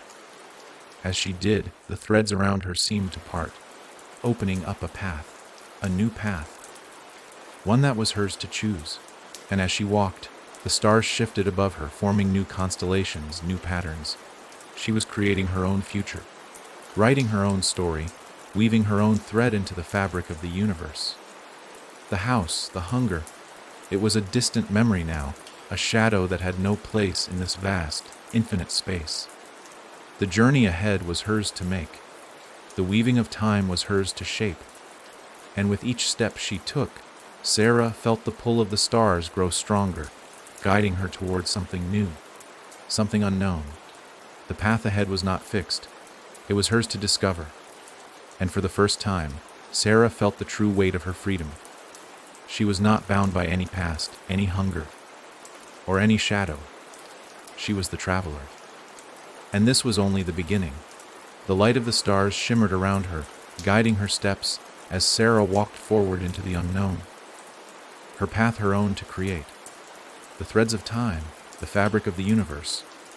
Everything was open before her, waiting for her to shape it. And she would walk it with courage. The stars around Sarah seemed to whisper, their light flickering softly as though they were offering a quiet reassurance, guiding her steps through the endless space that stretched before her. The air hummed, alive with the energy of creation, and Sarah felt it deep within her, as if every atom in her being had aligned with the universe itself. She could feel the threads of time all around her, vibrant and active, pulling at her, urging her forward. But with every step she took, a new question bloomed within her mind. Where is this road taking me? She had chosen to walk this path, to step away from the house, from the darkness, from the hunger, and into a world of infinite possibility. But what would she find? Was this true freedom, or was it another trap? The fear of the unknown gnawed at her insides, but beneath that fear, something else stirred. Hope. Hope that this was the beginning of something more, something worth fighting for. Her footsteps echoed softly in the vastness, each one carrying her deeper into the weave of time, deeper into the pulse of the stars. The threads seemed to shift with her, bending and curving as if they recognized her presence, as if they were part of the journey she was beginning to shape. She was no longer just a passive observer of the universe. She was an active participant, a creator of her own path. But the silence around her was not the peaceful stillness she had expected. It was vast, yes, but it was also heavy, filled with the weight of possibilities, of unanswered questions. The space around her, though filled with light, felt like an endless void, and it wasn't just the stars that surrounded her. There was something else. Something unseen. Something that watched. It wasn't the hunger, or the house, or the shadowy figures she had left behind. No, this was different. It was an awareness that lingered just out of reach. It wasn't a feeling of being hunted, but a feeling of being observed, watched with quiet, patient intent. She shook her head, trying to push the thought aside. There were no walls here, no boundaries. This wasn't the house anymore, this was something else. And yet the sensation of being seen was unnerving, to say the least. But the stars pulsed around her, steady and constant, and she felt a whisper in the back of her mind, a presence, but not a threatening one. It was familiar, a gentle tug urging her forward, as if reminding her of the purpose of her journey. She couldn't see it. Whatever was out there, whatever was watching, was just beyond the edge of her perception, and yet, it felt like it had always been with her. She wasn't alone. "You've come far, Sarah," a voice echoed, but this time it was not the voice of the house. This voice was different, soft, almost gentle, like the wind in a forest, like the rustle of leaves in the dark. It was not threatening, yet it carried the weight of an ancient presence, something beyond the stars. Sarah stopped in her tracks. She knew this voice. It was familiar. Not just familiar, but comforting, like a long-lost memory drifting into her mind. She turned, but there was nothing, no one. Only the endless path of light stretching in front of her, the stars burning brightly as they wove together into an ever-expanding tapestry of possibilities. The presence wasn't in front of her, it was with her. "Who are you?" Sarah asked, her voice barely above a whisper. The response was not spoken, but felt. It was a sensation deep in her chest, like the world itself was answering her, the pulse of the universe thrumming inside her. It wasn't a single voice. It was the voice of everything, of the stars, the threads, the infinite space that surrounded her. "I am the weave." The words hit her like a wave, deep and infinite, and in that moment, everything changed. She understood. The weave wasn't a being. It wasn't one single presence. It was everything. It was the force that connected all things, the threads of time, the stars, the very fabric of existence. It was the pulse of the universe itself, the force that made everything possible. And she was a part of it. Not a passenger, not a mere observer. She was a participant in the creation of reality, of time itself. The weave had no beginning and no end. It simply was. And she was one of the countless threads that wove its endless patterns. But there was more. She wasn't just part of the weave. She was a traveler of it. A traveler who could step through the threads, between the moments, between the worlds. She could walk between the stars, weave her own path through the infinite possibilities of the universe. And she was not alone in this journey. There were others, countless others, traveling the weave, shaping their own stories, creating their own futures. But there was still something missing. "What is it that I seek?" she asked quietly, her voice uncertain, the question lingering in the stillness of the vastness. The stars above her flickered, and for a brief moment, She thought she could see them bending, their light converging into something. A shape, a pattern, a door. It was barely visible, a thread of light stretching out in front of her. Guiding her forward, she reached out instinctively, her hand brushing against the light. And in that instant, the answer came to her. The weave wasn't just something she was part of. It was something she could change. It wasn't a predetermined fate, a fixed pattern. It was alive, and it was constantly evolving. The paths were not set in stone. The future was malleable, fluid. Sarah had the power to shape it, to choose which path she would take, and now she could see it. The door before her shimmered, more distinct now, a portal leading into a new chapter, a new realm. It wasn't a return to the house, to the hunger. It was a place beyond. It was a chance to create something, to weave her own story into the endless fabric of time. She wasn't sure what lay beyond the door. But she knew this. Whatever it was her choice. She could choose which thread to follow, which path to walk, which story to create. And in doing so, she would leave her mark on the universe. "You are the traveler," the voice whispered once more, this time soft and full of encouragement. "The weave is yours to shape." With a steady breath, Sarah stepped forward, her foot crossing the threshold of the door. And as she did, the stars above her burst into a radiant cascade of light, a symphony of possibilities unfolding before her.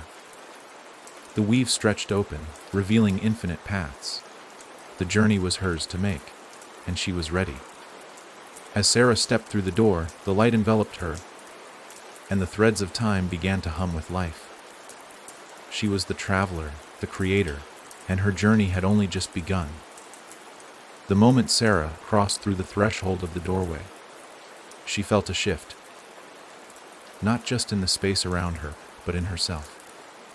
It was as if she had just stepped from one existence into another, leaving behind the boundaries of what she had known, and stepping into something that defied comprehension, something she could not yet name. The light around her was no longer the same as it had been before. It was brighter, more vibrant, a spectrum of colors that danced and flickered with energy like 1,000 different dawns exploding across the horizon. The path ahead of her was wide, stretching endlessly, but it was not a path of emptiness. It was full of life, of potential. It felt like the road was waiting for her to walk it, to decide which direction to take. Sarah took a deep breath, absorbing the sensation that surrounded her. She was no longer a prisoner of the house. She had escaped the hunger, the dark, suffocating walls. She had embraced the light, the weave, the fabric of time, and now she was free to shape her own journey. But what did that mean? Where would she go?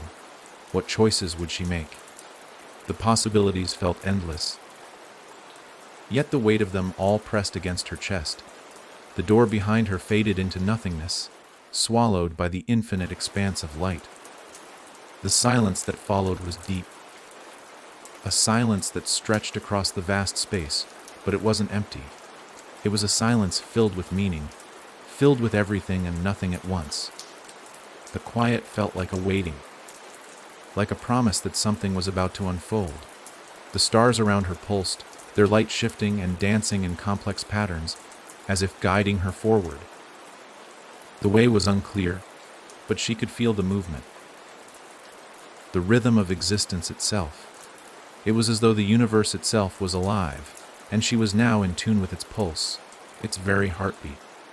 Her every step seemed to echo in the vastness, but each echo was not a sound. It was a vibration, a part of the energy that moved throughout the space. What is this place? Sarah whispered to herself, the question slipping out almost involuntarily. Her voice was swallowed by the vast silence, but it didn't matter. She could feel the answer, not in words, but in the way the universe responded to her presence. The weave. The space between moments. The realm of infinite possibility. It wasn't just a place. It was a state, a concept, a place of potential. A place where every choice she made could create ripples throughout the endless fabric of time. It wasn't just a journey forward, it was a journey into everything. The road ahead was not fixed.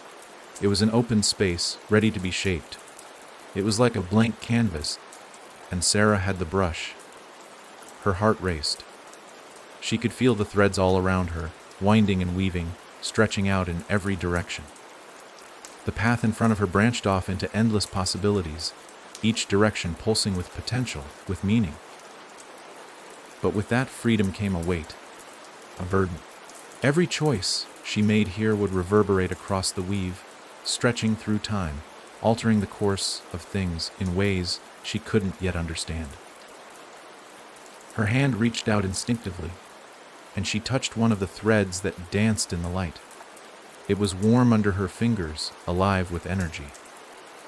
As her touch made contact, the thread shimmered, glowing brighter, its pulsing rhythm syncing with her heartbeat.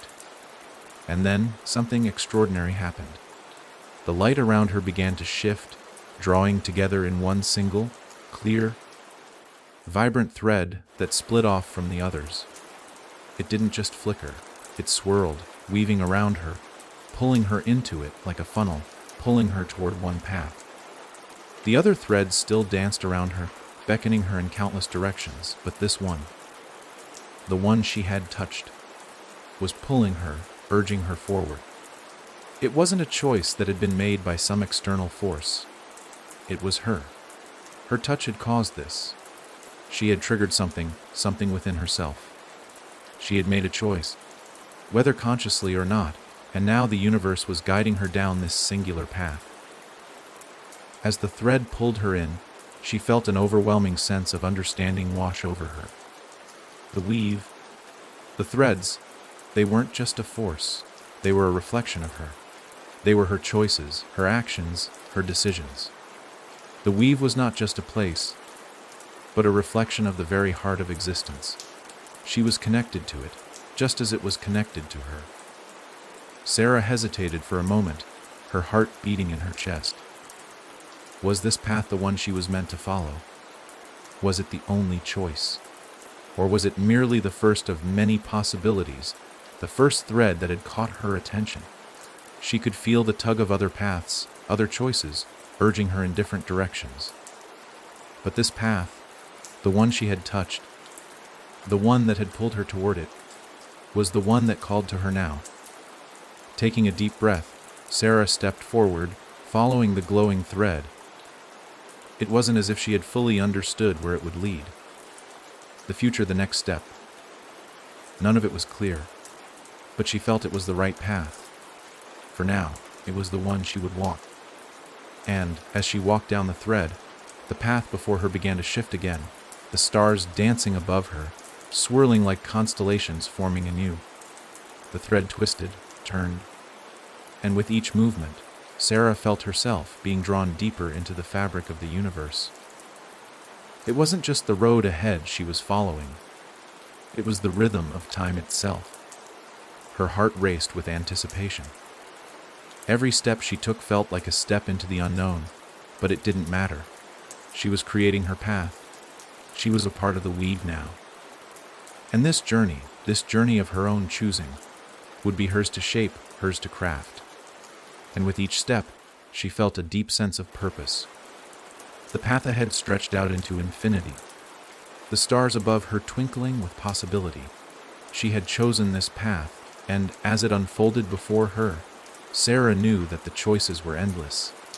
She was not just a part of the weave. She was its creator. Sarah walked, guided by the glowing thread that pulsed with her heartbeat, into a future she would define, a journey that would unfold not by fate, but by her own will. The weave was hers to shape, and the stars watched her as she made her choice. Sarah's footsteps carried her forward, each step deeper into the radiant path of light, guided by the glowing thread that pulsed with a steady rhythm. The stars above, now no longer distant, but intimately close, danced around her, filling the space with a chorus of soft whispers. Every star, every thread of light, seemed to beckon her, urging her onward, each one carrying the weight of countless possibilities. The path ahead of her wasn't just a journey. It was a creation, an unfolding story that she was writing with every step she took. The thread she followed was no longer just a simple line. It had become something more. It was weaving around her, becoming part of the very fabric of the space itself. It pulsed in response to her movements, shifting and changing with her thoughts and emotions. As she walked, it bent and looped around her, forming intricate patterns that seemed to be alive, as though the thread was not just guiding her, but responding to her. Every moment, every choice, was unfolding before her, shaping the path in real time. The weight of it was almost too much to bear. Each decision she made could alter the course of her journey, could create ripples across the weave, ripples that stretched through the threads of time. But for the first time, she didn't feel overwhelmed. She felt empowered. This was her path, and she was the creator of it. Every choice, every twist and turn of the thread was hers to shape.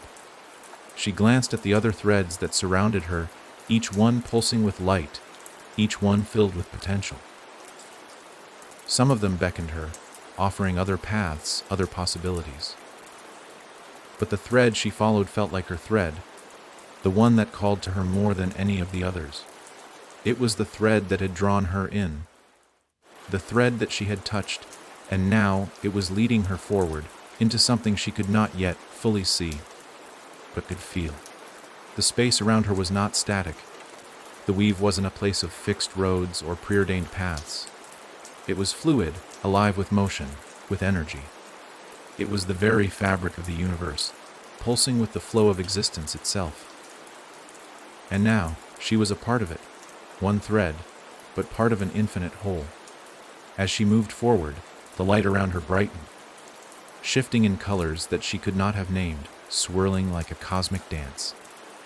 It wasn't overwhelming, though. It was a light that embraced her, welcomed her. She could feel it moving through her, weaving itself into her soul. She was not alone here.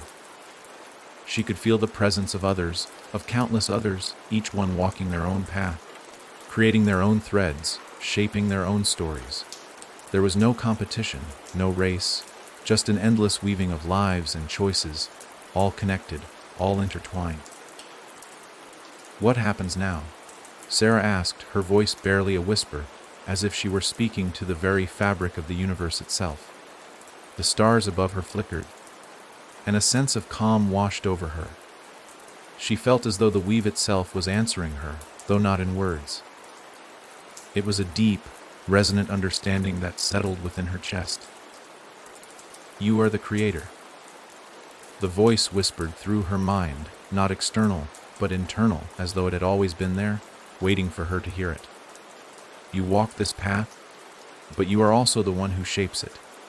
Every step you take, every decision you make, ripples through the fabric of the universe. You are a traveler, but you are also a creator of your own story. The weave does not dictate your journey. You do. The weight of those words settled on her, and in them, Sarah felt a deep truth. She wasn't just following the path. She was making it.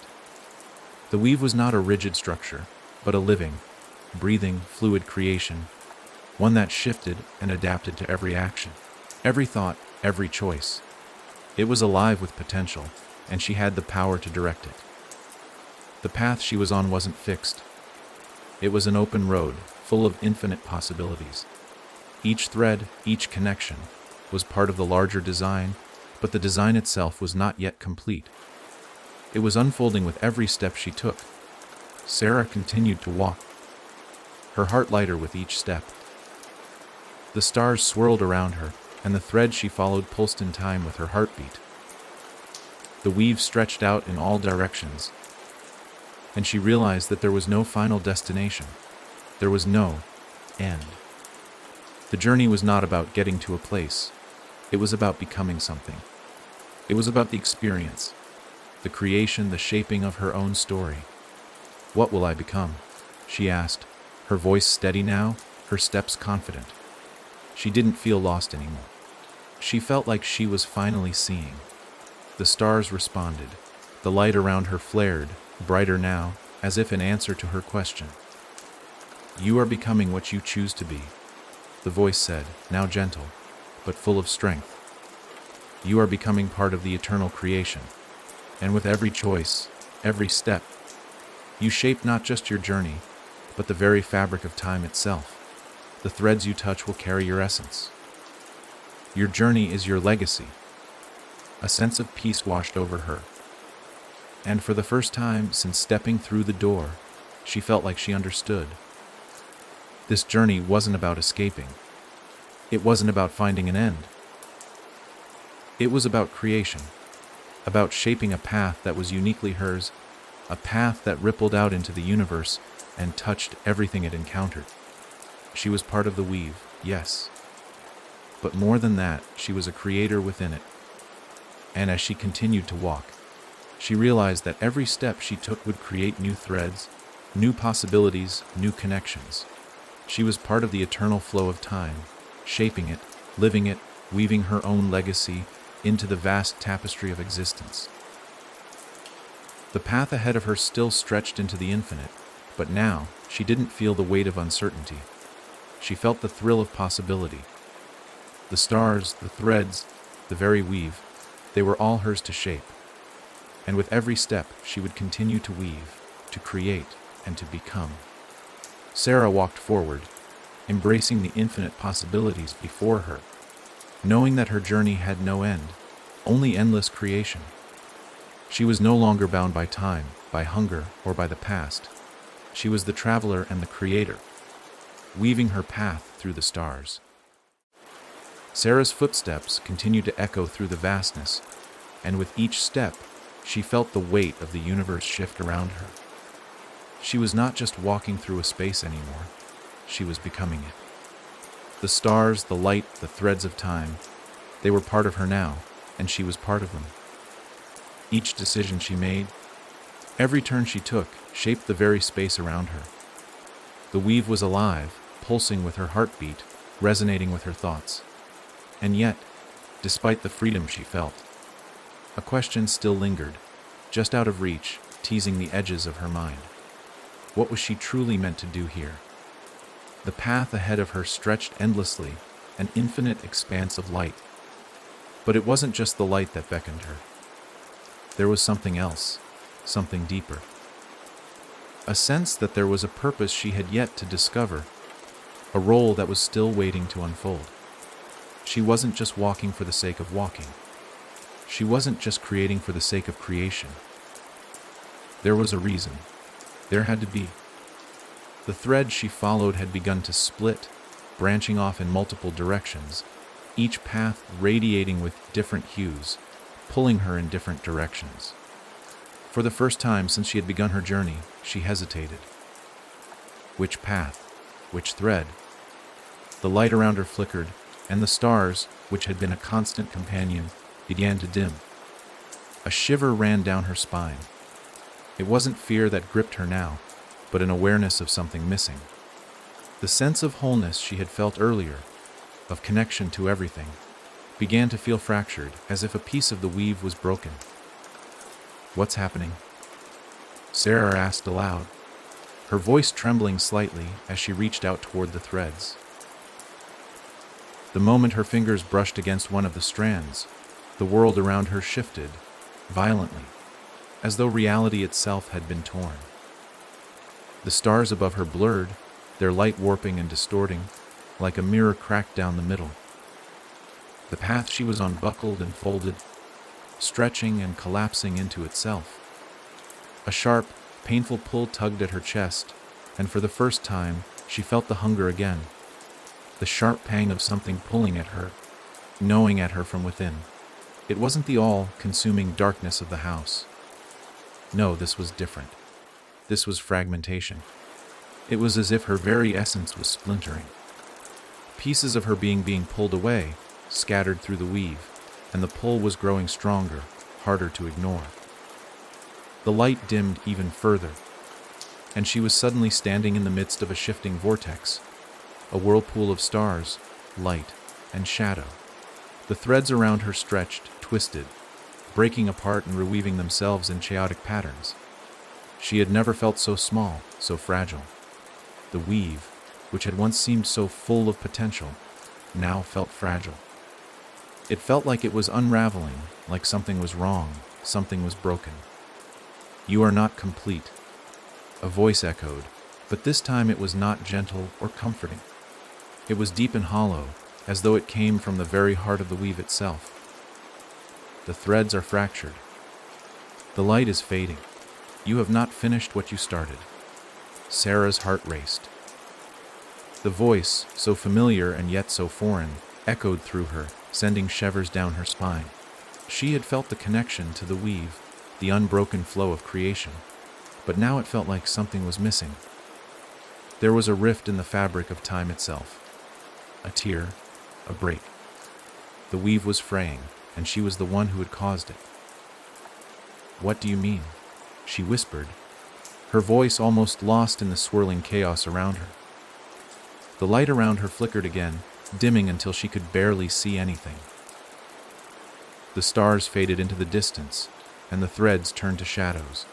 The path she had once been following was now lost, buried beneath layers of swirling, dark light. The weave that had once felt so alive now seemed broken, its threads tangled and torn. "You opened the door." The voice continued, its tone now sharper, colder. "You were meant to shape the path, but instead, you allowed the threads to fracture. You let the hunger slip through." Sarah recoiled as the realization hit her, sharp and sudden. The hunger. The same gnawing emptiness that had once consumed her. That had nearly claimed her. Had slipped through the cracks. She hadn't just left the house behind. She had fractured the weave itself. The path she had created, the light she had embraced, she had allowed it to unravel. And now the very fabric of existence was tearing apart, its threads stretching thin, the light growing weak. Her hands shook as she reached out toward the darkened threads, trying to pull them back, trying to mend what had been broken. But they slipped through her fingers, like sand falling through an open hand. The more she tried to hold onto the threads, the more they disintegrated. "No," Sarah whispered, her voice full of desperation. "I didn't mean to." The stars above her dimmed even further, and the darkness grew thick, pressing in on her, suffocating her. She could feel it now, the hunger, not just within her, but all around her. It wasn't an absence of light. It wasn't a lack of energy. It was a pull, an endless, gnawing pull, like a void that wanted to consume everything. It was trying to pull the threads apart, trying to swallow the weave. Sarah took a step back, and the threads seemed to respond, the space around her shimmering in time with her movements. The hunger, the pull, seemed to lessen, but only for a moment. She wasn't sure what had caused this rift, but she knew one thing: the weave was in danger, and she was the only one who could stop it. The voice spoke again, softer this time, its tone filled with quiet urgency. "You must mend it. You must weave the threads back together. Only you can undo the damage you've caused." Sarah's chest tightened. She had created this path, this journey. She had chosen it. But now, she saw the truth. It wasn't just about freedom. It was about balance. It was about harmony. And she had unraveled it all. The hunger had slipped through the cracks, and now the weave itself was breaking apart. "How?" she asked, her voice barely a whisper. And then, the light around her brightened again, flickering as the threads swirled, pulsing in response to her question. A new understanding settled within her chest, a quiet clarity. The answer was simple, yet profound. By becoming the thread, the voice whispered, "Be weaving yourself back into the weave. You must become part of the balance once more." And Sarah understood. She had created the fracture. She had allowed the hunger to slip through. But she could also mend it. She could become the thread that bound the weave back together. With a deep breath, Sarah stepped forward. The light around her grew brighter, and the weave began to shift again, the threads stretching and intertwining as she reached out to them. She wasn't just walking the path anymore. She was becoming it. And as she reached out toward the broken threads, she understood she was not just the traveler. She was the weaver, the one who could mend what had been torn. Sarah reached out to the broken threads, feeling the weight of the universe shift beneath her touch. The path was no longer broken. She was weaving it, creating it anew. The journey had begun again. But this time, Sarah would walk it as the creator. As Sarah's fingers brushed the broken threads, a deep hum resonated through her body. It wasn't just a vibration in the air. It was within her, rippling through her veins and into her very soul. She could feel the threads, not just as strands of light, but as living things. Full of potential, full of life. They pulsed with energy, responding to her touch, to her will. She wasn't just repairing the damage. She was becoming part of the weave again, weaving herself back into the very fabric of existence. Every movement, every choice, sent ripples through the vastness, like a stone dropped into a pond, the waves expanding outward, reaching further than she could see. The more she reached for the threads, the more she became aware of their deep connection to everything, to every moment that had ever been and every one that was yet to come. She could feel the hunger, the gnawing emptiness that had slipped through the cracks. But it no longer felt like a threat. It wasn't something that could be defeated. It was part of the weave. It was part of the balance. It was the shadow to the light, the darkness that made the stars shine brighter. She didn't need to eliminate it.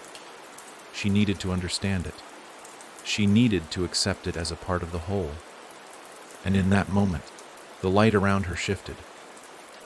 The darkness that had threatened to consume everything began to recede, not because it was destroyed, but because it was integrated, woven into the fabric of the universe once again. The rift she had caused slowly began to heal, the threads reconnecting, intertwining in a new, stronger pattern. She felt a sharp, sudden pull at her chest as the threads around her became taut, like a harp being strung, their resonance vibrating through her body. The universe was not just a place. It was a song, a symphony of light and shadow, of creation and destruction, of every possibility woven together into a single, infinite melody. And she was part of it now, part of the song.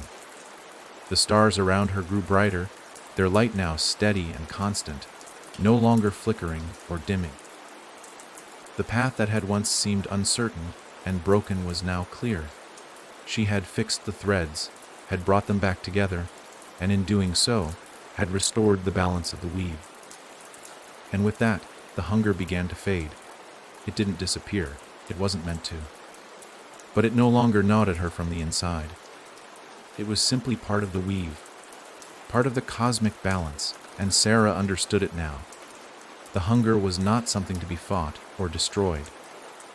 It was a force that was always present, but not to be feared. It was part of the flow of time, part of the endless creation and destruction that kept the universe alive. She could walk beside it, coexist with it, and in doing so, find her peace. The voice, the one that had guided her from the beginning, echoed once more, this time gentle, filled with a quiet, profound understanding. You have mended the threads, Sarah. You have woven the balance back into place. You are the weave, and the weave is you. Sarah's heart swelled with understanding, her mind clear, and for the first time, she realized that this journey was not just about her. It was about everything. She had stepped into the weave, had become part of it, and now she was both a traveler and a creator. Her choices, her actions, had ripples that affected the entire tapestry of existence. But she was not alone in this. Every thread, every being, every star had its role to play in the grand design. She looked around, and for the first time, she truly saw the vastness of it. The stars, the threads, the infinite spaces between them, they weren't just random. They were connected, each one woven into the fabric of the whole. And as she stood there, a part of it, she realized that she was no different. She was one thread, but she was also part of the greater whole. Every choice she made, every step she took, was a note in the cosmic symphony. What happens now? Sarah asked softly, her voice filled with a quiet curiosity. She could feel the energy around her shifting, growing more vibrant. But there was still so much she didn't understand. The voice answered again, this time with a hint of warmth, of encouragement. No, you continue. The voice was filled with a deep wisdom. You have mended what was broken, but there is always more to create. The weave is eternal, and so is your journey. You will continue to walk this path, as you always have, but now with the knowledge that you are part of the whole. And with every step you take, you will shape not just your story, but the stories of all things. The stars shimmered, 1,000 possibilities unfolding before her. There was no end to the journey. It would continue, as it always had, as it always would. Sarah took a deep breath, feeling the weight of the universe settle within her. It wasn't a burden. It was a privilege. She was part of something larger, something infinite. And she knew now that the hunger was no longer something to fear. It was just a part of the flow of time, of the cycle of creation. And as she stood in the heart of the weave, she realized that she was no longer simply a traveler. She was a creator. Her journey was far from over. It had just begun. Sarah stepped forward once again, her heart filled with the wisdom of the weave. The threads shimmered around her, their light steady and constant. The path ahead was hers to walk, and with each step, she would continue to weave her story into the grand tapestry of existence. Sarah took another step forward, her feet moving with purpose, her heart steady. The light around her, once so unfamiliar, now felt like a part of her, like the very air she breathed. The weave, the endless tapestry of time and existence, stretched out in all directions. And Sarah was no longer just a traveler on its threads. She was a creator, a weaver herself, crafting her own story, shaping her own destiny. The stars above twinkled with a quiet, gentle rhythm, their light guiding her forward, but no longer as a source of uncertainty or fear. She wasn't lost. She wasn't searching. She knew now. She was becoming the path. Each step she took was a stroke in the cosmic canvas of existence, each thought a whisper in the great symphony of creation. And yet, there was something on the edge of her awareness. A presence, a pull, like the horizon that beckoned beyond the farthest reaches of the universe. It was a force, a calling that seemed to be emanating from the heart of the weave itself. It wasn't something she feared, but something that drew her in, urging her forward, promising that there was something more, something waiting for her beyond the current threads she followed. For a moment, she paused, standing still in the vast expanse. The stars above her seemed to swirl, shifting and rearranging themselves in subtle patterns that felt like a language she couldn't quite decipher. The light bent, weaving through the fabric of space and time, but even then, Sarah knew this wasn't just a pattern. It was a message. The weave was calling her. It wasn't a command. It wasn't a demand. It was an invitation. The universe itself was speaking to her, asking her to continue. But not just to move forward as a traveler, to move forward as a creator, to shape the path that lay ahead. What lies beyond the horizon? Sarah whispered to herself, her voice barely audible, but the sound of it echoed through the stars. The question was simple, but it carried a weight, a depth that she could not ignore. The horizon, the line between the known and the unknown. The light and the shadow. It was the place where all paths converged. It was the point of creation, where the threads of time intersected, where every choice branched out into new possibilities. Sarah could feel it now, the infinite horizon. It wasn't just a location in space. It was a concept, a place where all things could begin again. It was the doorway to new beginnings, to endless possibilities. And it wasn't a place outside of her reach. It was a place within her, calling her to step forward to create. The threads around her began to pulse with greater intensity, their light shifting in response to her question, her curiosity. They were alive, just as she was alive. They were waiting for her to decide, to weave the next part of her journey. As she took another step forward, the horizon seemed to stretch out before her. The light around her growing brighter, more vibrant, until the path ahead was bathed in a golden glow. The stars, the threads, the very air, everything seemed to hum with energy. And Sarah could feel it. She was the one creating this. She was the one weaving the threads that would lead her to the unknown. The horizon didn't just represent a place. It represented the future, the infinite future, full of choices, full of potential. And Sarah realized, with a sudden clarity, that the journey she was on wasn't just about her. It was about all of it. All the lives, all the stories, all the threads that stretched out in every direction. She was a part of something much larger than herself. But that didn't make her any less important. It made her the creator, the weaver, the one who could shape the future with every step she took. And so, she walked. The horizon ahead of her seemed to shimmer, drawing closer with each step, and the threads around her began to change. They twisted and turned, branching out in new, vibrant colors that filled the space with light. Sarah could feel the energy shifting, pulsing in time with her own heartbeat. The weave wasn't a rigid thing. It was fluid, dynamic, and it responded to her choices, her will. The future wasn't set. It was open. And she had the power to shape it. With each movement, Sarah felt herself growing stronger, more connected.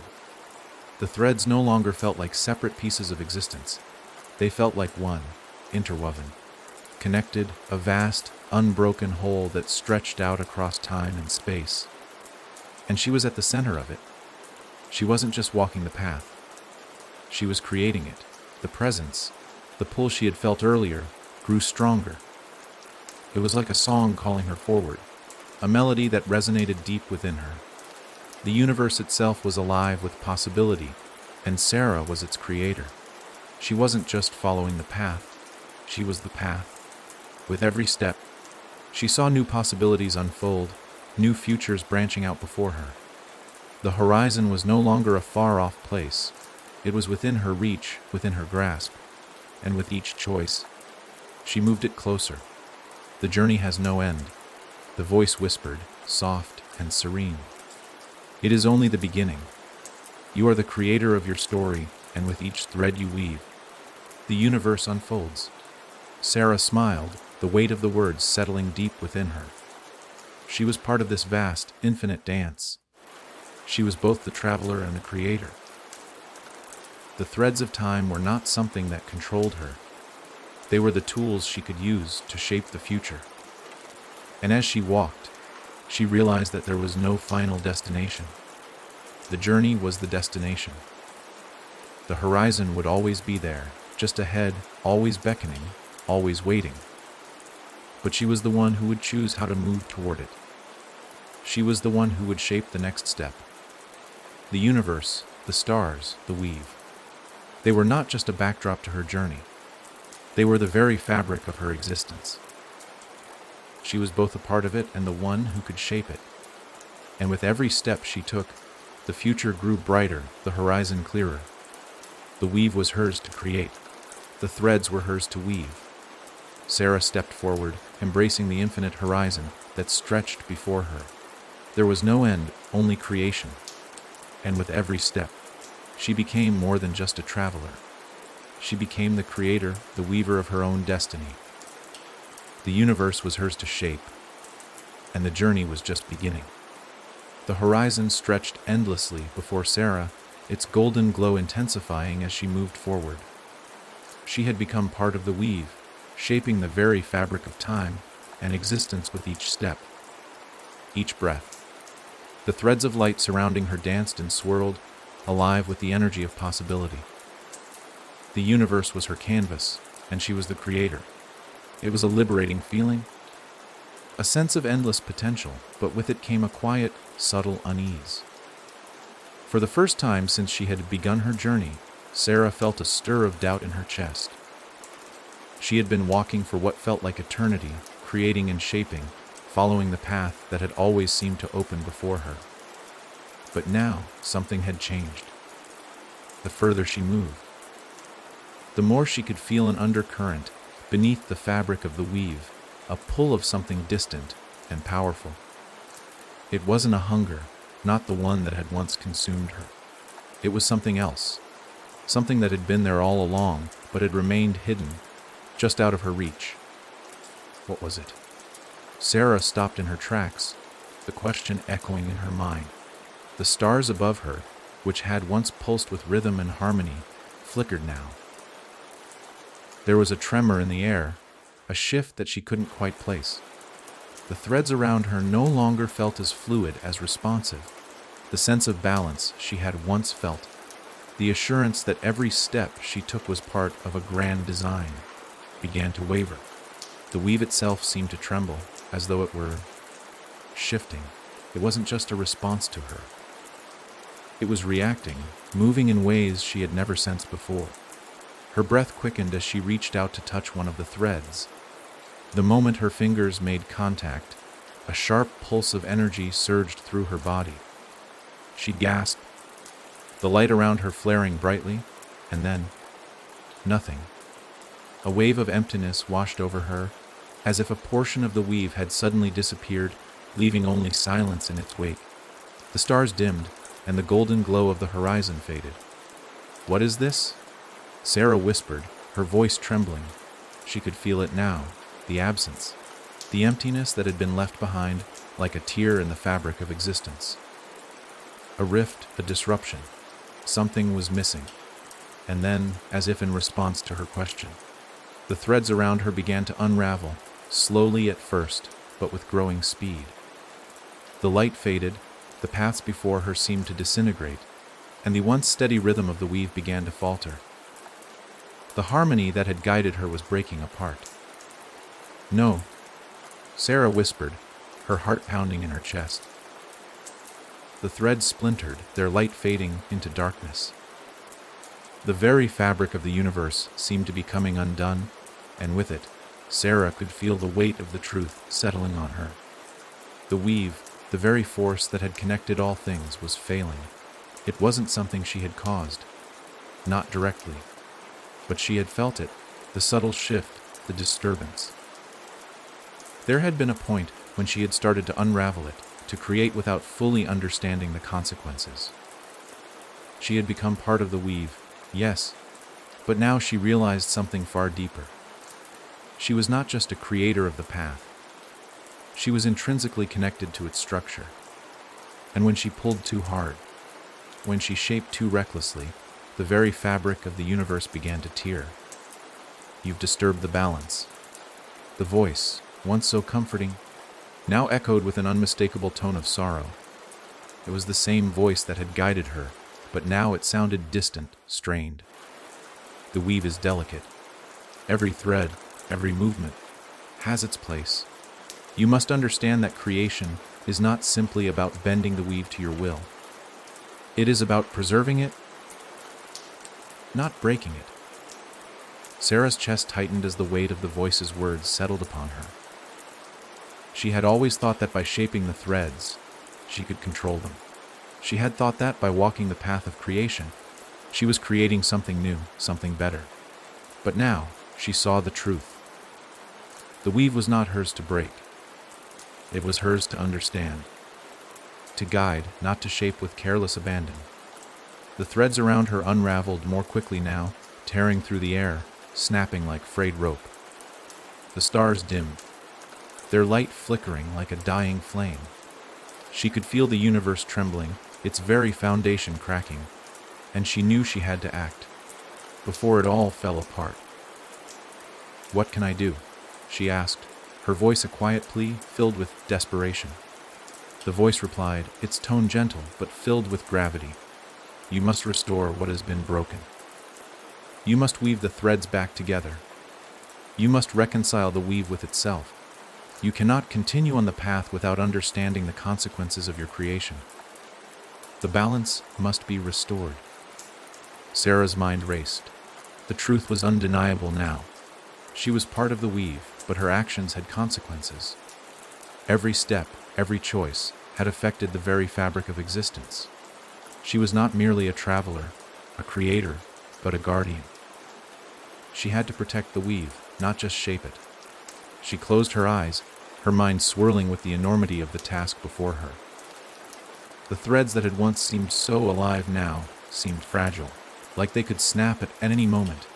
She reached out again, her hand trembling as she touched one of the threads. This time, she didn't pull, she didn't push, she listened. The thread pulsed beneath her fingers, steady but weak. She could feel the subtle vibrations, the intricate balance of energy that flowed through it. It wasn't just light. It wasn't just time. It was something more. It was life. Her fingers moved along the thread, gently weaving it back into place, slowly but steadily. She wasn't forcing it. She wasn't bending it to her will. She was guiding it, letting it fall back into the pattern, into the flow it had once known. And as she worked, the darkness began to recede. The threads slowly knitting themselves back together, glowing softly with renewed strength. The stars above her flickered to life once more, their light steady and constant. The golden glow of the horizon began to shine again, brighter, fuller. The weave was not fixed. It was whole again, the delicate balance restored. And as Sarah stepped back, she realized the truth creation was not about control. It was about harmony. It was about balance. "You have restored it," the voice said, its tone filled with quiet reverence. "The weave is alive again. And now, you understand." Sarah stood still, her heart pounding in her chest. She had mended the threads. She had restored the weave, but in doing so, she had learned something far more valuable. She had learned that the true power of creation lay not in the act of shaping, but in understanding and preserving the balance of all things. The threads around her glowed with renewed strength, their light steady and constant. The horizon ahead of her shone brightly, and Sarah knew that her journey wasn't over. She had learned, and now she would walk the path of creation with a deeper understanding. But the horizon was still infinite, and her journey had only just begun. The light that surrounded Sarah had become more than just a guide. It had become part of her very essence. Every thread she touched, every star that shimmered above her, every step she took now felt intertwined with her. She wasn't just walking the path, she was becoming one with it. The weave was no longer something external, something that stretched beyond her. It was within her, and she was within it. The balance had been restored, but Sarah knew that the journey was far from over. There was more to learn, more to experience, more to understand. The weave was infinite, and with it, the stories of every soul, every choice, every existence. It was an eternal dance of light and shadow, creation and destruction, beginnings and endings. But now, she understood that she was both a traveler and a keeper of the threads, a guardian of the balance. The horizon ahead of her glowed brightly, the path still open, still full of infinite possibilities. The golden light that had once seemed so distant was now within reach, pulsing with life, drawing her forward. But something had changed. There was no longer the same pull toward the unknown. There was no longer the frantic desire to discover something new. Instead, Sarah felt a calm, a quiet understanding. The weave had revealed itself to her, not as a place to find answers, but as something to nurture, something to guard. The future. The threads that she would touch and weave were no longer just for her. They were for everything. They were for all. The stars above her shone brightly, their constellations now more intricate, more alive. The weave was full of stories, stories that had been written, stories that were being written, and stories that had yet to be told. She was part of that narrative now, but her role wasn't to simply walk through it. It was to protect it, to guide it, to ensure that the balance was maintained. A voice whispered through the light around her. It wasn't the same as before. It wasn't a guide, but something deeper, something more ingrained in the weave itself. "You are the keeper now," the voice said. "You are the one who weaves the future. You are the one who protects the threads." Sarah's heart stirred at the words. She was no longer just the traveler. She was the one who would preserve the harmony, who would guide the weave toward its natural flow. But she knew that this was not a burden.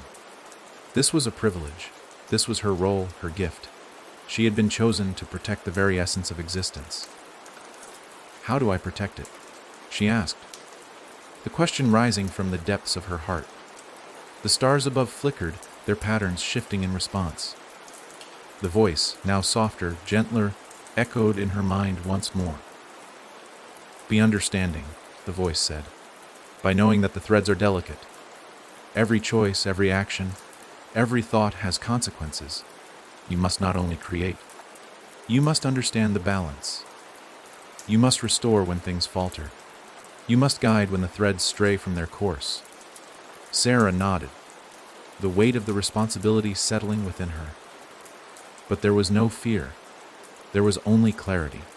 The weave was not a task to be controlled or forced. It was a living entity, and she was part of it. She was one thread, but that thread was part of the infinite. She was not the only creator. She was one of many. Each one had a role to play, but she had been chosen to walk this path of understanding, to be the keeper of the weave. The horizon ahead shimmered even brighter, and Sarah felt the call again. But this time, it wasn't a call to discover. It was a call to guard, to ensure that the weave continued to unfold as it was meant to. She stepped forward, her feet light against the vibrant path. The threads around her shifted, their colors deepening, their energy intensifying. They were not just paths to follow. They were alive, and they were responding to her. With each step, Sarah felt herself grow stronger. The weave was not just an abstract force anymore. It was her world, and as she walked, she realized that every thread she touched, every choice she made, had a ripple effect. Every life, every story, was intertwined with hers, with the weave. It wasn't a solitary journey. She wasn't just creating for herself. She was creating for all that existed, for all that would come. As the horizon grew ever more brilliant before her, Sarah understood that her journey was a never-ending cycle. The weave would never be completed. It was an eternal, infinite process, one that she would be a part of forever. She would guide it, restore it, and help it grow. The weave was the sum of all things: creation, destruction, light, shadow, and she was its keeper, its protector, its traveler. The stars whispered around her, their voices a song of existence, of creation, of life. And Sarah knew that this was her path. To walk the threads, to weave the future, to guard the balance of all things.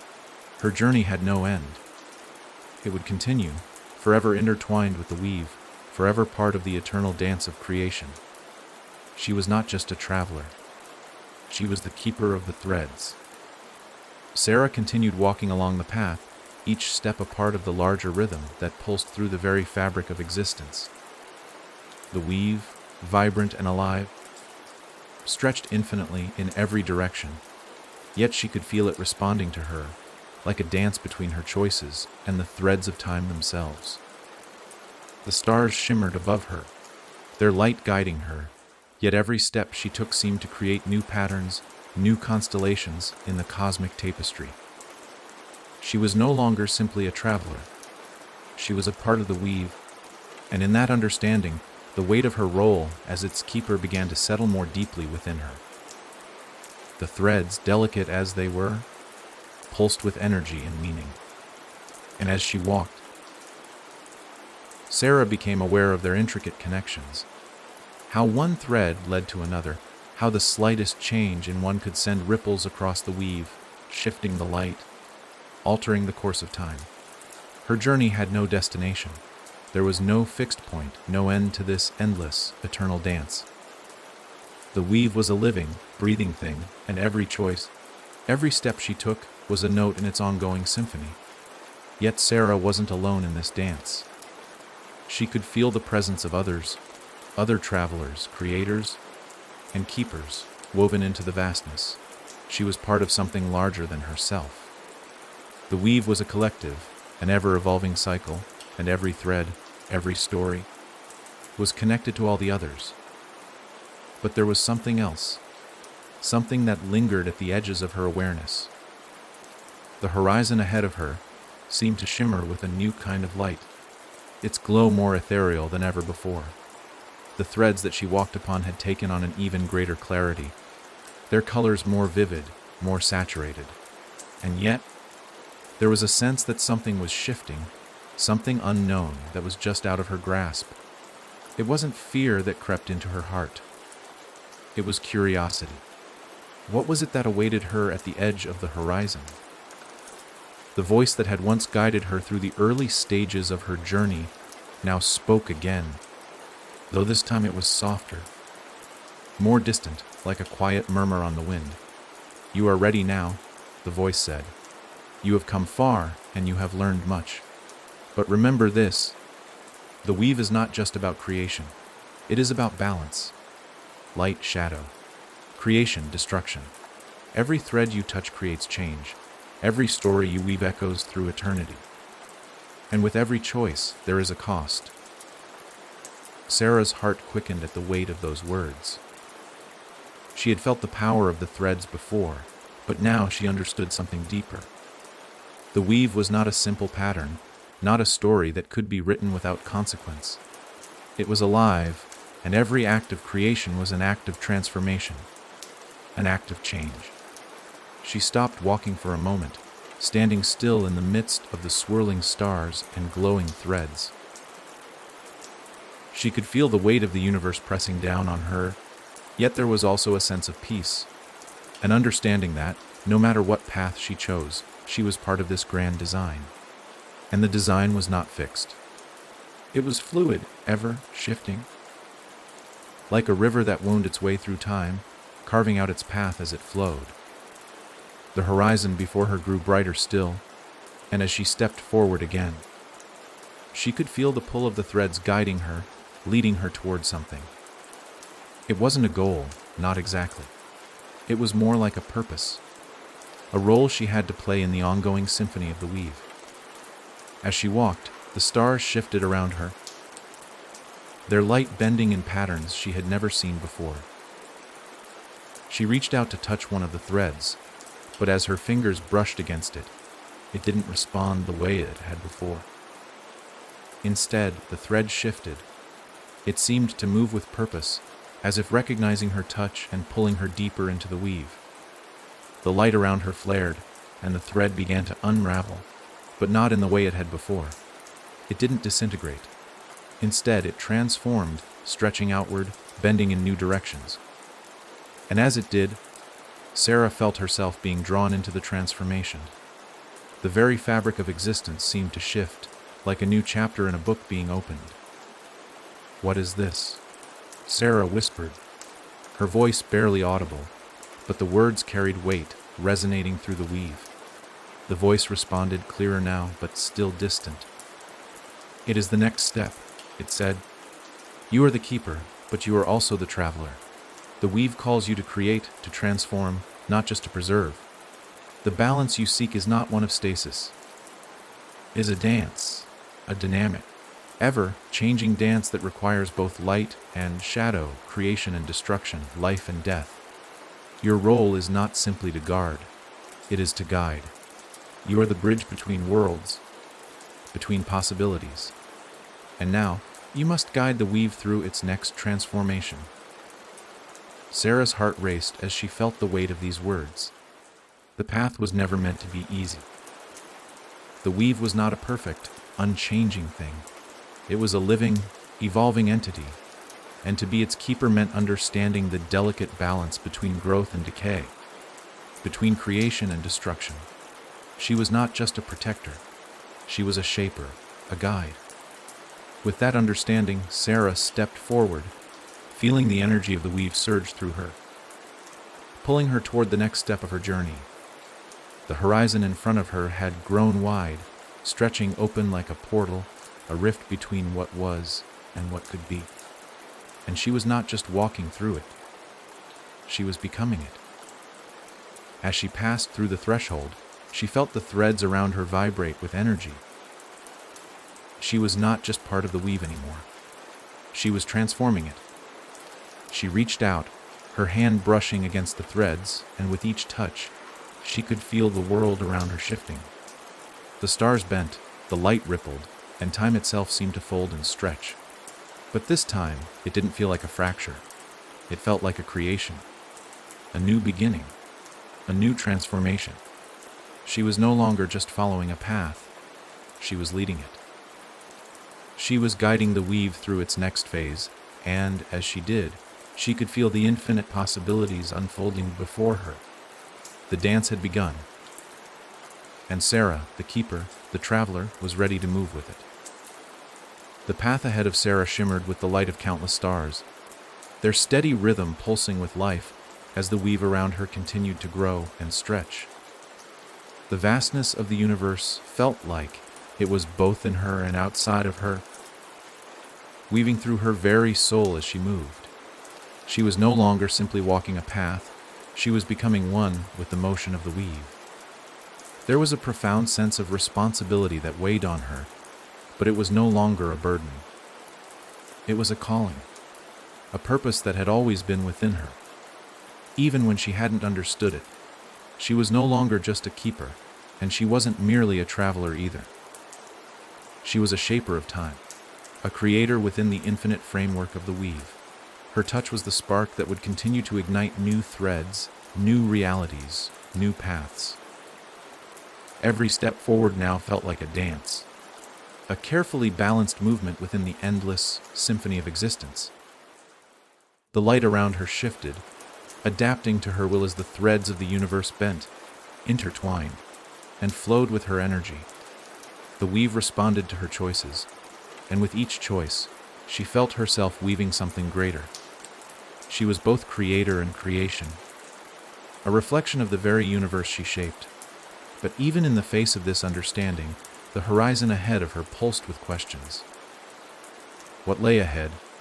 Where would this journey take her next? The horizon, that endless line between the known and the unknown, called to her, but now it no longer felt like an invitation to discover. It felt like a call to become, a call to step into the next phase of creation. Sarah's thoughts shifted as she walked, becoming less about the mechanics of the weave and more about its deeper essence. She understood the balance now, the delicate dance between light and shadow, between life and death, creation and destruction. It was in every thread, every path, every moment, and she knew now that she was not alone in this creation. The weave wasn't just her responsibility. It was shared with every being, every thread, every moment that lived within it. And yet, a question lingered in the back of her mind, a question that echoed deeper now than before. What happens when the weave transforms? What happens when the threads that make up existence no longer remain the same? The light around her grew brighter, and the horizon ahead seemed to open into a new space. A space where the threads were woven differently, where the patterns changed, where something new was being born. The light no longer felt like something to follow, it felt like something to create from. The stars above shimmered with newfound energy, each one becoming a living extension of her will, an expression of the path she was creating. Suddenly, the threads around her began to shift in ways she hadn't felt before. There was an energy here, an energy she hadn't fully understood until now. The weave was changing. The old patterns, the ones that had guided her up until this point, were beginning to unravel gently, delicately, to make way for new ones. It is time, the voice whispered, soft and timeless, carrying a weight of ancient wisdom. The weave will not stay the same. It must evolve. It is part of the cycle. You are part of the cycle. You are both the end and the beginning. Sarah paused, the weight of the words settling in her chest. She could feel it now. The weave was not static. It was not something that could be held in place. It was alive, changing, adapting to the flow of time, and she, too, had to change, to evolve, to shift. The threads around her began to fray at the edges, not in a way that was destructive, but in a way that felt like a release, as if the very fabric of existence was freeing itself, preparing for a new chapter. The light, too, shifted, bending and warping, creating new patterns, patterns she hadn't seen before, yet recognized deeply within herself. The horizon, once a distant line between light and shadow, now felt closer than ever. It was not a place to reach. It was not an end. It was a beginning, a place where all things could be remade, where the weave could be woven into something new, something more. You are the bridge, the voice said again, more insistent this time. The weave is transforming, and you are its keeper. You will guide the transition. But remember this, to create is not just to shape. It is to let go. It is to embrace the unknown. The weave will shift, but you must trust in it. Sarah stood still, the pull of the horizon growing stronger. She was ready, though she couldn't fully understand the transformation yet. The threads around her shimmered with an unfamiliar energy, as if waiting for her guidance. The old patterns had unraveled, and the new threads beckoned, but this time, the process was not something she could control with her hands alone. It was something that would unfold with her. A dance of creation that would happen through her as much as because of her. The stars above were no longer distant. They had come closer, their light now a part of her, a reflection of her own energy. Each one was a new possibility, a new thread, a new path. The horizon was no longer an unreachable point. It was here, in her, around her. The transformation was happening, and she was at the center of it. With one final breath, Sarah stepped forward again, her footsteps echoing through the weave as the threads shifted around her. The horizon, the threads, the stars, they were no longer separate from her. They were her, and she was them. The weave was alive, and it was waiting for her to move with it, and so, she did. As Sarah continued walking, the light around her took on a different quality. It wasn't just warm now, it was alive, brimming with energy, like the dawn of something new. The weave had shifted, the balance had been restored. But Sarah felt the tug of something else now, something that pulled her deeper into the heart of the universe. The stars shimmered with fresh purpose, their light bending in subtle ways she hadn't felt before, as if the universe itself were preparing for something grand, something beyond comprehension. The horizon, which had once seemed like an abstract concept, now appeared before her in a tangible way, as though it were a portal, a rift that marked the next step of her journey. The threads of light twisted and spiraled in front of her, forming new constellations. Constellations she had never seen before, each one carrying with it the possibility of new realities, new choices. Sarah understood, in the deepest part of her being, that the weave was more than a cycle. It wasn't just a set of endless paths waiting to be walked. The weave was a symbiosis. It was a living, breathing entity, a reflection of every thought, every action, every being that had ever existed. And in that symbiosis, there was no separation between creation and destruction. There was only the flow, a rhythm that connected all things. What is this place? Sarah whispered to herself, unsure whether the question was for the stars, the weave, or the horizon. But in the stillness that followed, she felt an answer settle in her chest. It was a place of becoming. The horizon wasn't just an endpoint. It wasn't the end of her journey. It was a new beginning, not just for her, but for all things within the weave. It was the point where all the threads converged, the place where the patterns that had once seemed random were woven into a new design. This was where creation happened, not in isolated moments, but in the intersections of existence, where every choice, every path, every possibility met and converged into something greater. Sarah could feel it. The energy around her was growing, shifting, and the threads pulsed faster, as though anticipating her next step. And as she moved, the light bent with her. The stars above swirled in patterns, creating a stunning kaleidoscope of color and motion that felt like a living, breathing thing. She could feel the weave responding to her, resonating with the force of her will, but this time, it wasn't about control. It was about harmony. Every thread was a note in an infinite symphony, and she was playing it. Not with her hands, but with her presence, with her very essence. She was both the player and the instrument, the creator and the creation. And the music of the weave was growing louder, filling the space with a melody that seemed to echo through every fiber of her being. As she moved forward, the horizon drew closer, but it no longer felt like a fixed point. It felt like a place of possibilities. The weave was not linear.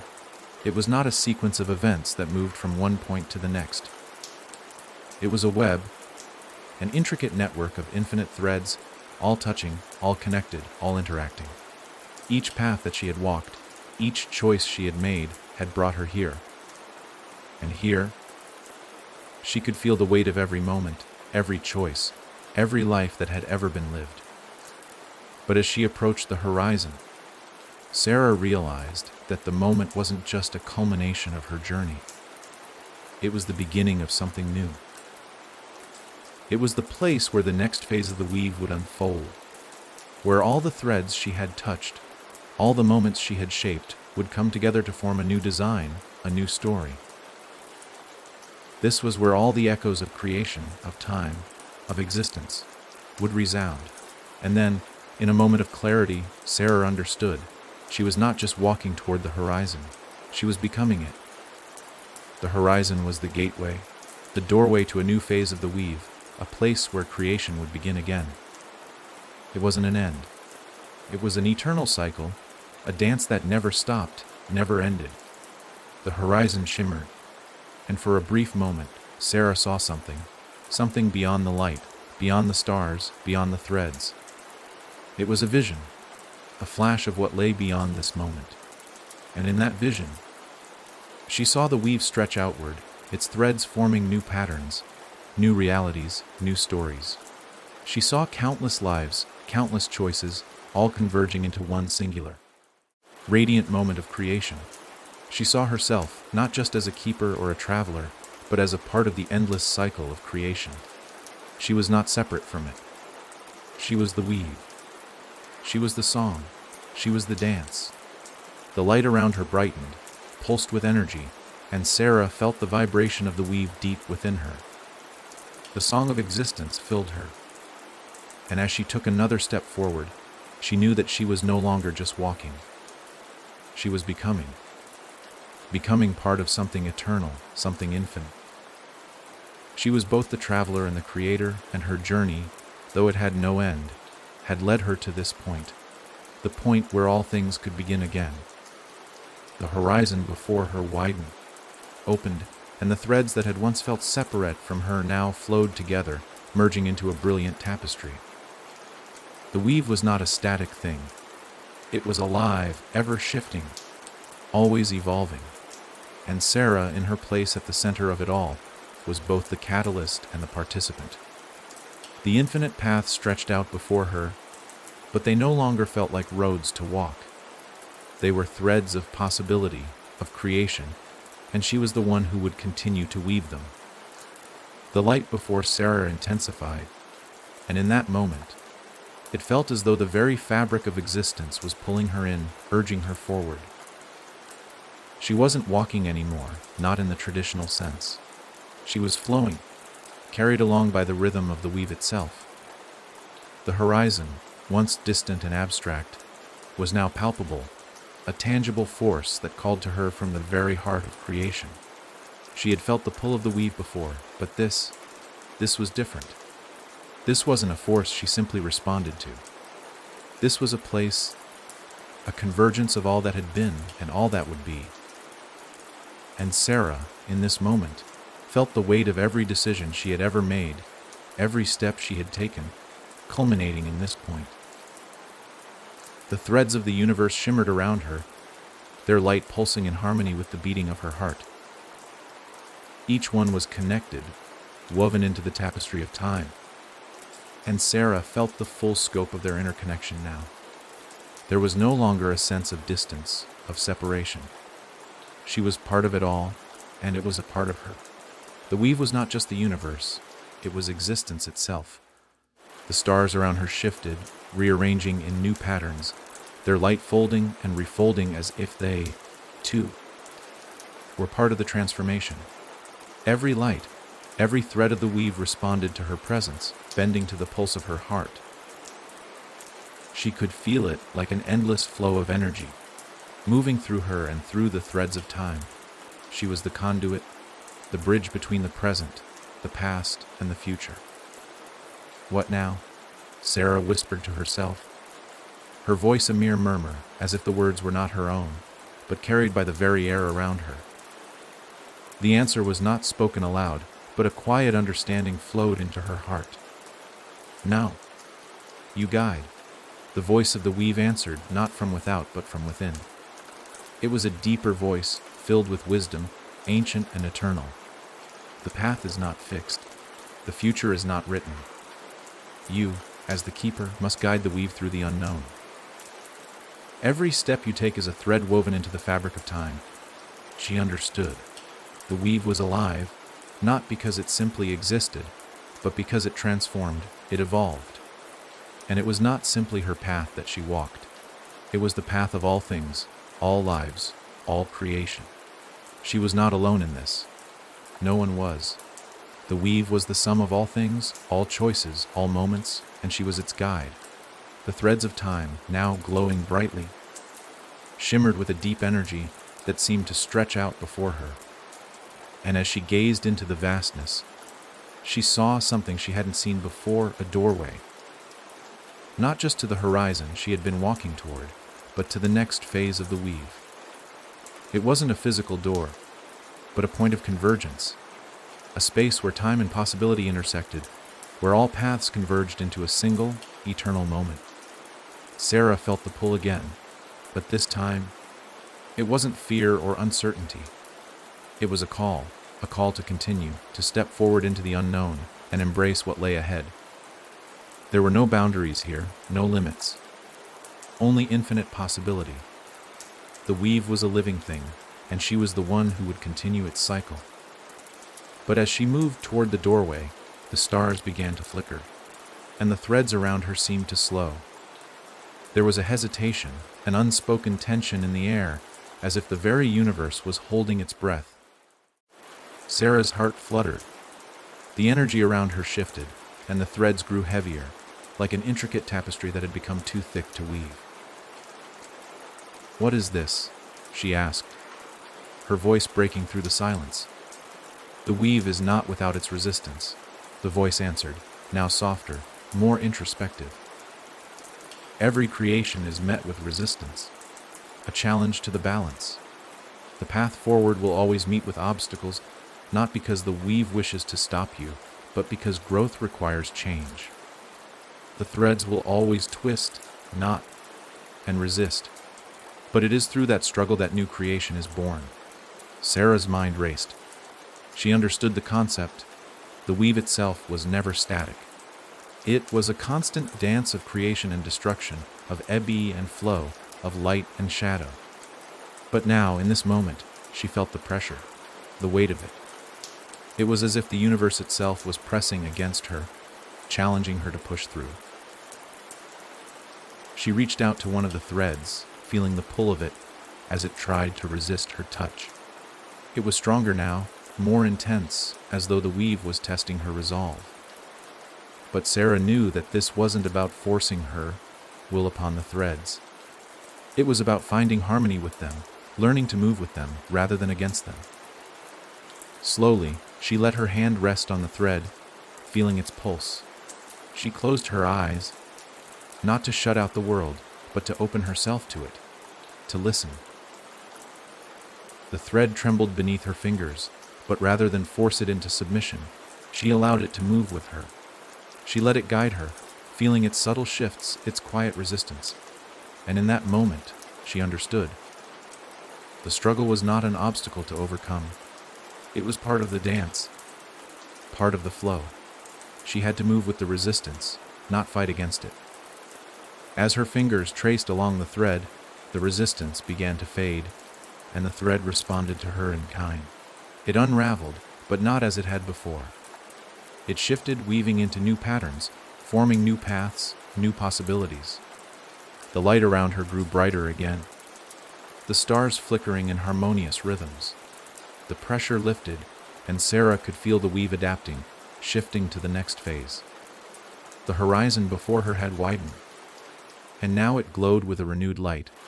It wasn't a fixed point anymore. It was a process, an ongoing flow that Sarah was a part of. She wasn't just guiding the weave. She was becoming the weave. Each thread, each choice, each moment was a reflection of her own creation. She took a deep breath and stepped forward, her feet light, her heart full. The stars twinkled above her as she passed through the doorway, and as she did, the weave responded, shifting, adapting, and creating new possibilities with every step. The resistance had been part of the dance, the weave's struggle to evolve, to grow. And now, Sarah was more a part of it than ever. The horizon was no longer just a point to reach. It was an endless becoming. And as she stepped forward, Sarah knew this truth. There was no final destination, no end to the journey. The weave would always evolve, always create, and always shift. And she, as its keeper, would walk beside it, guiding it through its infinite transformations. As Sarah moved through the doorway, the light around her seemed to explode into new forms, shifting, swirling, and converging into a single point of brilliance that filled the entire horizon. It wasn't blinding, though. It was welcoming, like the first rays of dawn warming the earth after a long night. The weave had shifted once more, but this time, Sarah felt no resistance, no hesitation. She was at the center of it now, at the heart of creation itself. The light wasn't just illuminating the path, it was alive, vibrating with energy, with potential. The stars around her were no longer distant, cold points in the sky. They were beings, living energies, their light swirling with the essence of time and space. She could feel their pull, their connection to everything, to her, to each other. Sarah felt the weave stretching out infinitely in all directions, every thread, every pattern interconnected. The dance was eternal, but now she understood its flow. It wasn't chaotic or random, it was purposeful. Every thread, every spark, every being in existence was part of the same rhythm. There was no beginning or end, just an endless continuum of creation, transformation, and rebirth.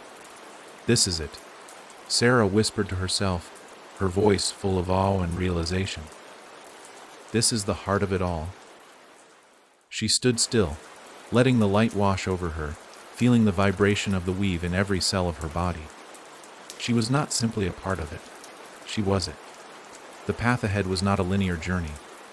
It was a continuous flow, one that she would guide, not control, but guide with understanding, with respect. You are the keeper. The voice echoed again, this time not from the stars above, but from within, as though it had always been a part of her, a part of the weave itself. But you are also the creator. The weave is yours to nurture, to evolve, to guide. Sarah closed her eyes, feeling the deep pulse of the universe within her. She wasn't just holding the threads together, she was becoming them. She was the rhythm of creation, the song that played through the infinite tapestry of existence. There was no hierarchy, no separation. She was not above the weave. She was part of it, and through her, it would continue to evolve, continue to create. For a long moment, Sarah stood still, listening to the music of the universe. It was a melody she had always been a part of, though she had never fully understood its complexity. Now, she could feel every note, every shift in the song. She could hear the whispers of every thread, every star, every being that had ever existed or would ever exist. They were all woven into this symphony, and she was the conductor, guiding the rhythm, weaving the patterns with each step she took. But as Sarah listened to the melody of creation, she began to feel something else. A subtle shift in the flow, a change that wasn't quite right. The weave was still alive, still evolving, but something had begun to slip. It wasn't a fracture or a tear, but a subtle imbalance, a disruption in the harmony. "What is this?" she asked aloud, feeling the pulse of the weave tremble beneath her fingertips. The voice responded softly, its tone filled with wisdom. Even in the midst of creation, there is the potential for imbalance. The weave is not immune to the effects of time, of choice. The threads you weave are not impervious. They are delicate, and even the smallest change can create ripples across the universe. The realization hit Sarah like a wave. She wasn't just a keeper of the weave. She was its protector. She could shape the future, guide the threads, but she also had to guard them. The balance wasn't something she could take for granted. She had learned to create, to shape the path, but she now understood that creation was not just about weaving new possibilities. It was also about protecting the integrity of the whole, ensuring that the harmony remained intact.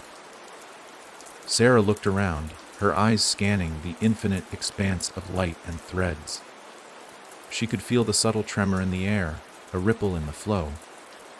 The weave was still shifting, still alive, but the disruption was there.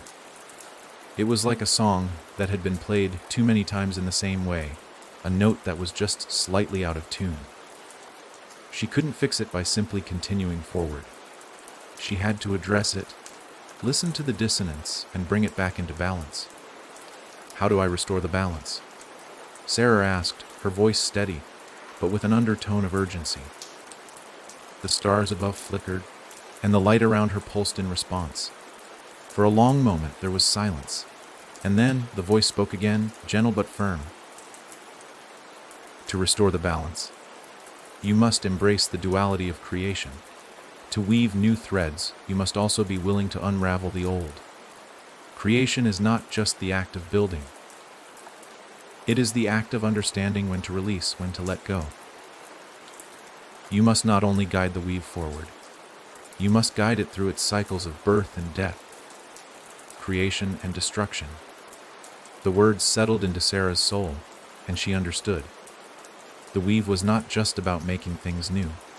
It was about understanding that all things must evolve. That creation and destruction were two sides of the same coin. One could not exist without the other.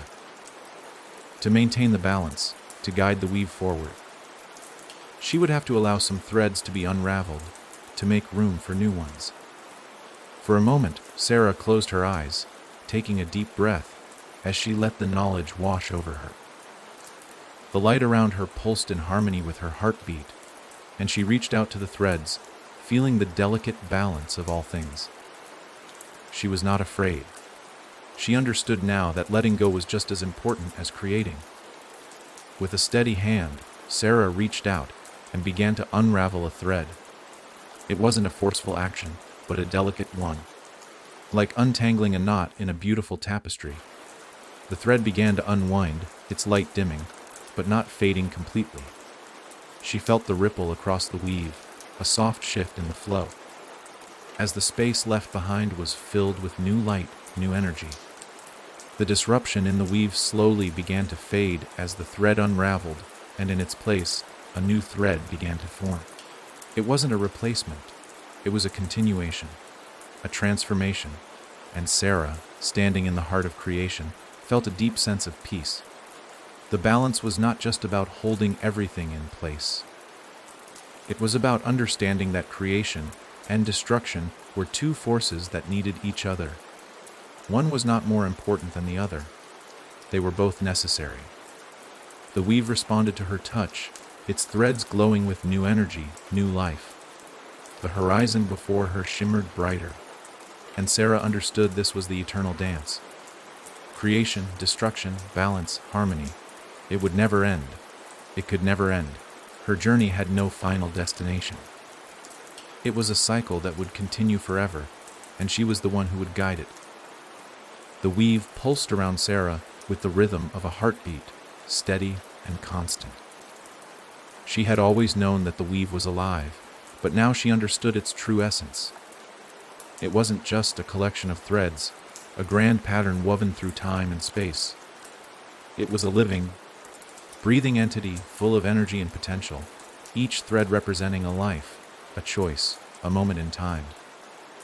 Every step Sarah took was not only a part of her journey, but also a part of the journey of the weave itself. As she stood still, feeling the ebb and flow of the weave through her, she realized that creation was not a linear act. It wasn't about a single path, a single moment in time. It was the intersections, the moments where all the threads met and intertwined. She had learned to create, to shape the flow of existence, but she was also learning that the true heart of the weave lay not in the individual threads, but in the connections between them. The threads around her shimmered and glowed, their patterns shifting like a dance. Each pulse, each beat of the weave, sent waves of energy rippling through the stars, through the space that stretched infinitely before her. The horizon that had once seemed so far away was now right in front of her. It wasn't a destination. It wasn't a place to reach. It was a state of being, a moment in time that was always shifting, always changing. She was no longer just the keeper. She was the keeper of balance, the one who understood that creation and destruction were two sides of the same coin, each necessary for the other to exist. But now, she also understood the delicate rhythm that existed between them. It wasn't just about keeping the weave intact. It was about guiding it, helping it move forward in its infinite dance, keeping the flow of creation steady even as the threads unraveled and rewove themselves. The voice of the weave spoke again, but this time it felt different, softer, more integrated, as though it had always been a part of Sarah, a part of her very soul. "You have learned the heart of creation," the voice said, its tone full of warmth and reverence. "You are the pulse of the weave, you are its rhythm, and as you move forward, you will guide the flow, helping it create, evolve, and transform. But remember, as you guide, you must also listen. The weave speaks to you. It will show you where the balance must shift, where the threads must be woven tighter, where they must be unwound."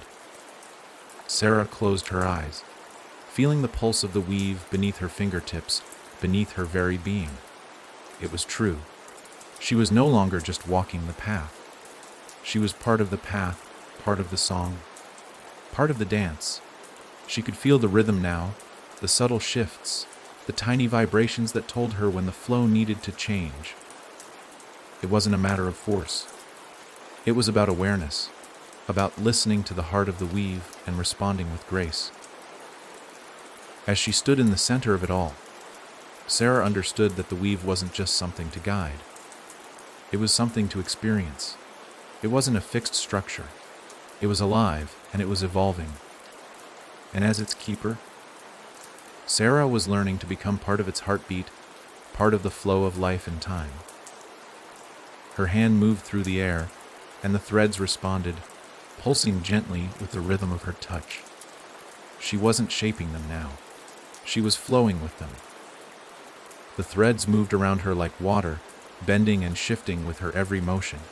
The horizon before her shimmered with the light of 1,000 possibilities, each one a path she could choose, a creation she could guide into being. But now, she understood that the true path wasn't one of mere creation. It was a path of harmony, of guiding the weave with wisdom, of listening to the patterns that unfolded, and understanding when to let the flow of time shift, when to let it change. The weave was not something to be controlled. It was something to be understood. The stars above her shifted once again, forming new constellations in response to her movement. But this time, they weren't just a map. They were alive, breathing, part of the song. Sarah's eyes widened as she realized what she was seeing. These weren't just the constellations of the stars. They were the constellations of the weave. the patterns that had been laid before her. Each one was a living reflection of creation itself. The horizon stretched before her, infinite, but no longer just a destination to be reached. It was a part of the weave, a part of the song. As Sarah moved forward, she realized that the horizon was not something to chase. It was something that came with each step, something that shifted with her own rhythm, her own heartbeat. The weave was not a fixed point. It was a dynamic force, always in motion, always evolving, just like Sarah. She wasn't just walking toward the horizon anymore. She was becoming it just as the threads were becoming a part of her. "You are the pulse," the voice of the weave said again, its tone full of reverence. "And as you walk, you shape the future. You guide the creation of new worlds, new paths, new realities. But always you must listen. Always you must feel the rhythm of the weave and let it guide you as you guide it." Sarah nodded, the words settling into her soul. She understood now. The weave wasn't just a force she shaped. It was a force she lived with, moved with. The rhythm of existence was a dance, and she was part of it. She would guide the weave, but she would also listen to it. She would help it evolve, but she would also respect its flow.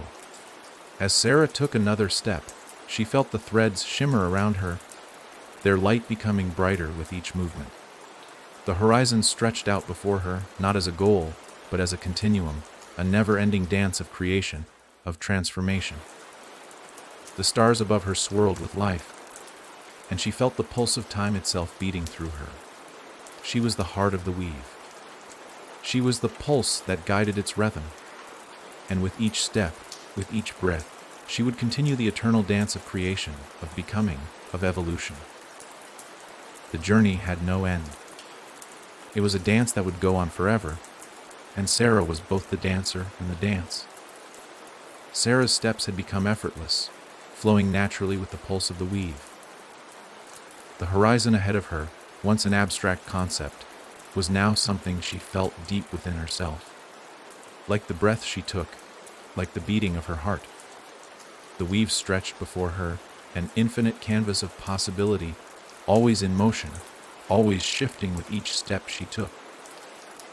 The stars around her seemed to respond to her movement, their light bending and folding in new patterns, reflecting the endless dance of creation. The weave was no longer just a part of her. It was her, and she was it. She understood now that creation wasn't a singular act. It was an ongoing process, a cycle that never truly stopped. The weave was a living, breathing entity, constantly evolving, constantly shifting, like the fabric of a tapestry that stretched into eternity. Sarah could feel the infinite patterns woven around her, each one a thread in the grand design. The threads of time, of existence, connected everything. Each moment, each life, each choice intertwined into the vast expanse of the weave. She wasn't simply walking through it, she was living within it, moving with it, guiding it. Her presence was as natural as the pull of gravity, as intrinsic to the fabric of the universe as the stars themselves. But even as Sarah moved with the rhythm of the weave, she felt a subtle shift, a new awareness, a deeper understanding, emerging within her. The weave was not just about creation. It was about transformation. Sarah could feel the pull of a new direction, like the weave was beckoning her forward, urging her toward something she hadn't yet seen, something yet to be discovered. There was a quiet hum in the air, a sensation of change, of the weave reaching into unknown possibilities, beyond the paths she had already woven. For the first time since she had begun her journey, Sarah felt the tension of purpose. She wasn't just shaping the present. She was now stepping into the future of the weave, guiding it toward something new. She could feel the threads calling to her, each one vibrating with potential, like a loom that awaited the next creation. What is it that calls me forward? Sarah whispered to herself, as if seeking guidance from the universe itself. She could feel the threads tremble beneath her fingers, resonating with her words, like an answer stirring in the depths of time. You are the loom. The voice responded, though it didn't seem to come from the stars or the threads. It was inside her, in the core of her being, the voice of the weave itself. The weave is alive, and you are its keeper. But you are also its creator. You are the one who shapes it, who transforms it, who guides it toward new horizons. The threads are infinite, and they will continue to weave themselves. But you, Sarah, you are the one who must guide them. The realization washed over her with the force of a flood. She was not merely part of the weave anymore. She was creating it. She wasn't just guiding the flow of time, she was shaping the loom of eternity. The threads were infinite, yes, but they needed her to weave them into new patterns, to guide them toward new possibilities. Sarah closed her eyes, and as she did, she saw the loom of the universe before her. An immense, intricate tapestry of threads stretching into infinity. It wasn't just the stars or the paths she had walked. It was the entirety of existence, each thread tied to every being, every choice, every life that had ever been lived. And at the center of it all was the loom, the structure that held it all together. It wasn't a machine. It was a living, breathing creation. And Sarah was its weaver, its keeper. The realization made her heart swell with purpose. She wasn't just shaping the weave in the present. She was weaving the future, crafting the patterns that would guide the weave to new realities, to new paths. But it was more than just creation. It was responsibility. She understood now that to guide the weave was not simply to create. It was to transform. She was the loom, and the threads were her tools. And as the loom, she could unravel and reweave. She could bend the patterns of existence itself. The horizon ahead of her shimmered, and Sarah took another step forward. As she did, the loom before her unfolded, revealing new possibilities, new threads that had yet to be woven. The weave wasn't just a series of paths. It was an endless loom of potential, waiting for her to shape it, waiting for her to guide the threads into the unknown. With her hands, she began to weave again, not just the threads of time, but the very fabric of existence. Each thread she touched unraveled and reformed, becoming a new pattern, a new possibility. The weave responded to her touch, bending and shifting, creating new paths, new stories, new futures. She wasn't merely a traveler, a keeper, or a creator. She was the loom itself, shaping the future of all things, guiding them toward new patterns, new ways of being. The stars above her, once distant and cold, now seemed to surround her, their light filling her with warmth and strength. They were no longer separate from her. They were part of her, as much a part of her as the threads she wove. Each one was a note in the cosmic symphony of creation, and Sarah was the conductor. The horizon before her wasn't a goal. It wasn't a destination. It was a living, breathing thing, just like her, just like the weave. And together, they would continue to evolve, to transform, to weave new stories. The loom was endless. The journey was infinite. And Sarah, the keeper, the traveler, and the creator, would continue to weave it all together. As Sarah wove through the vast loom, the rhythm of existence beat louder in her chest. The threads, so vibrant and full of potential, pulsed around her, each one vibrating with a different energy, a different possibility. She had become one with the weave, guiding it through its infinite cycles, and yet, in this moment, she felt a subtle weight settle in her being. She had always understood creation as a flow, a process of weaving, unweaving, and reweaving. It had felt effortless in the beginning, like an eternal dance, where every step was a natural extension of her will, of her understanding. But now, as she moved through the threads, she felt something different, something heavier. The horizon, still shimmering with endless possibilities, seemed to stretch wider, almost beyond her reach. It wasn't just the physical distance that grew. It was the space between the threads. The quiet moments of creation where Sarah had once felt free, now filled with a deeper awareness. She paused for a moment, looking at the vast loom ahead of her. The stars, the threads, the spaces between them, they were all connected in ways she couldn't fully understand. She had been shaping the future, weaving it with delicate care, but there was a pull, a weight that began to press against her heart. The future wasn't simply a path to walk. It was a burden to bear, a force that she had to guide with utmost responsibility. She wasn't just shaping reality. She was carrying it with her, one thread at a time. And as she stood still, she felt it, the subtle shift in the weave. It wasn't a fracture. It wasn't an unraveling. It was the cost of creation, the inevitable strain that came with weaving new paths, new stories, and new worlds. What is this weight? Sarah whispered to herself, the question lingering in the stillness. The weave around her responded, its pulse vibrating through her fingertips, and the voice, which had guided her all along, spoke again, but this time it was not as distant. It was within her, resonating with the threads, with the very fabric of the universe. Creation is not without its cost, the voice said softly. The threads you weave are not without weight. To guide the future is to understand that every step, every choice, has a consequence. Creation and destruction are two sides of the same coin, and with every new path you create, you carry the responsibility of all that it touches. Sarah's chest tightened as she took in the words. The weight wasn't just the burden of creation. It was the awareness of all that her choices affected.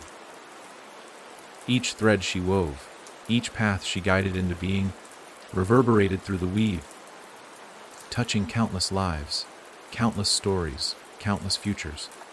She wasn't just guiding the weave for herself. She was guiding it for everything that was, that had been, and that would be.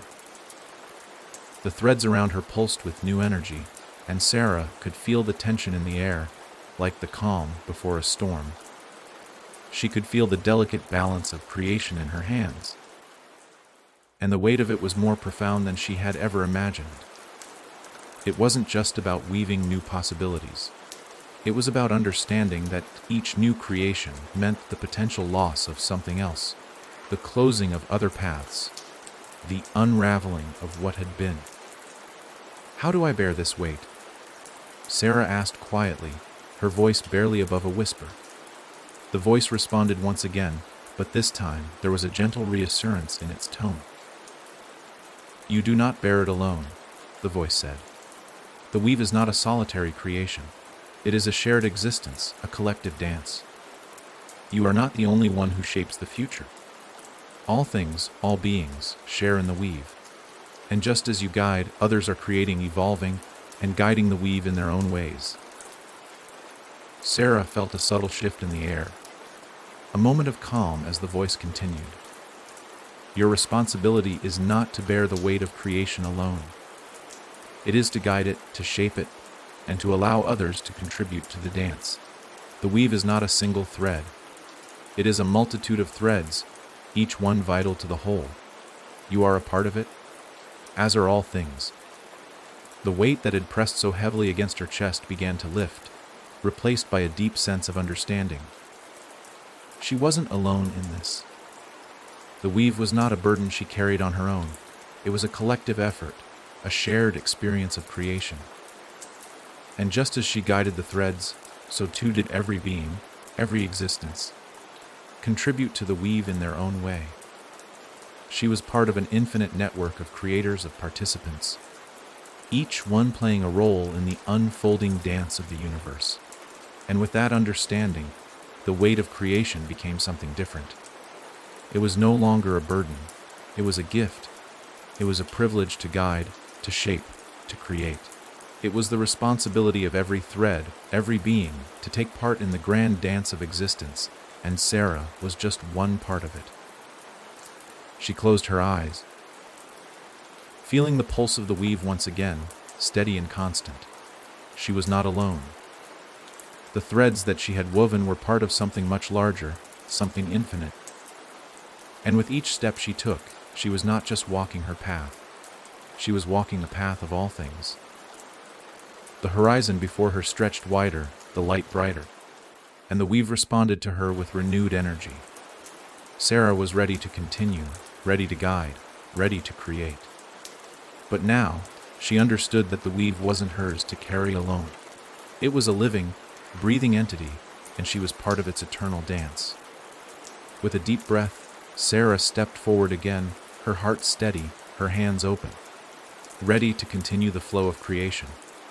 The weave was endless, and she was its guide. As Sarah continued to walk, the horizon seemed to stretch farther than before. She no longer saw it as a mere destination to be reached, but as a dynamic, ever-evolving space that constantly shifted and expanded with each step she took. The weave had grown more complex, more intricate, as if the threads themselves were moving in new patterns, responding to her presence and the rhythm of her heartbeat. Each step felt like a choice, a pulse within the larger flow. The path ahead was no longer simply a straight line to follow. It was a labyrinth of possibilities, each one leading to a new creation, a new moment in time. The threads around her shifted, some weaving together to form intricate designs, while others unraveled and reformed in new ways, forming paths she hadn't yet imagined. But as Sarah walked, she began to notice something subtle, yet profound. There were threads she couldn't see, threads that seemed to pulse just beyond her reach. She could feel their presence. Faint tremors in the air, like whispers in the dark. These were threads that hadn't yet been woven, paths that hadn't yet been created. They were the possibilities that existed beyond the horizon, the futures that could emerge from the choices she had yet to make. For a moment, she stopped and closed her eyes, allowing the weave to resonate within her, feeling the hum of every thread, the vibrations of all that had been and all that could be. And it was there, just beyond her vision, that she felt them. The unseen threads, the paths not yet chosen, they were not just potentialities. They were waiting to be shaped, waiting to be brought into being. What are these threads? Sarah asked softly, her voice carrying into the stillness around her. The voice of the weave responded once again, its tone filled with quiet reverence. They are the threads of possibility. The voice said, its words like a gentle breeze. They are the futures that have not yet been born, the paths that have not yet been walked. They are the unknown, the untold stories, the dreams of all that could be. You, Sarah, are the weaver of those threads. You are the one who gives them form, who shapes their course. Sarah felt a deep resonance in those words, a truth that settled in her soul. The threads that were visible to her were the paths already created, the choices already made. But these unseen threads, the ones that pulsed with the potential of what was to come, were the untouched paths, and it was up to her to weave them into existence, to shape their form. The weight of the responsibility didn't burden her. Instead, it filled her with a sense of purpose, a quiet excitement. The future wasn't fixed. It wasn't predetermined. It was waiting for her, waiting for the choices she would make, the threads she would weave. Sarah stepped forward, reaching out toward one of the unseen threads, feeling its pull, its potential. As her fingers brushed against it, she felt the pulse of energy surge through her. It wasn't just a thread, it was a possibility. It was the beginning of a new path, a new creation. With her touch, it began to weave itself into being, slowly at first, then with more confidence, until the thread formed a glowing pattern that shimmered in the air before her. The pattern wasn't fixed. It wasn't set. It was fluid, dynamic, ever-changing, just like the weave itself. And as she watched the thread shift, bend, and grow, Sarah understood. The unseen threads were not just future paths waiting to be walked. They were alive. They were waiting for her to choose, to guide them, to bring them into existence. And once they were woven, they would create ripples through time, changing the course of everything they touched. The stars above her flickered as if in recognition, and the weave around her seemed to pulse in rhythm with her breath. Each step she took, each thread she wove, was a part of something larger, something eternal. She was the creator of possibilities, the keeper of futures yet to be shaped. But the unseen threads were not the only ones calling to her. As she continued forward, she began to feel the presence of other forces, other creators, other keepers who were shaping the weave in their own ways. She wasn't alone in this task. There were others, scattered across the vastness of time and space, each one guiding their own threads, each one contributing to the eternal dance of creation. Sarah closed her eyes and let the hum of the weave fill her. She could feel the presence of the other creators, their energies intertwined with hers, their threads woven into the same tapestry. It was a collective effort, a shared existence. Each of them, a part of the grand design, contributing their own rhythm to the song of the universe. "You are not alone," the voice said softly, its tone filled with quiet wisdom. "The weave is not just yours to shape. It is the collective creation of all that is. You are part of an infinite network of creators, each one weaving their own path, their own story, their own future." Sarah felt the truth of those words deep within her. She wasn't just shaping the future for herself. She was shaping it for everyone, for every being, every choice, every possibility. The weave was a shared existence, and each person, each being, played a part in its unfolding. Her role wasn't to dominate or control the weave. It was to guide it, to help it grow, to nurture it into the next phase of existence. The unseen threads were not hers alone to weave. They were part of the weave's larger design, part of the collective dance that existed beyond time and space. And as Sarah reached out toward more of these threads, she felt the unity of it all, the infinite connection between each path, each choice, each moment in time. The horizon stretched before her, not as a fixed point, but as an endless, ever-shifting space of creation, waiting for her touch. The future was alive, and Sarah was the one who would shape it. Sarah stood at the center of it all, her hands steady as she wove the unseen threads into existence. The weave around her was alive with energy, its pulse beating with the rhythm of creation. Every step, every choice, every moment had led her here, and now she understood the full depth of her purpose. The horizon stretched before her, endless and full of possibility.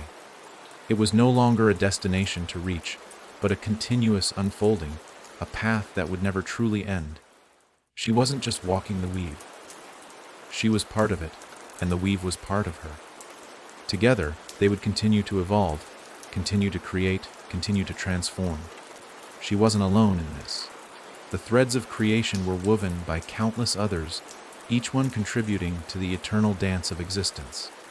Sarah was not just a keeper of the weave. She was a participant, a creator, a guide. The future was a shared space, an open field of possibility, and every being that touched the weave left a mark, a ripple that would echo through time. The weight of her role no longer felt burdensome. It was a gift, a responsibility, and a privilege.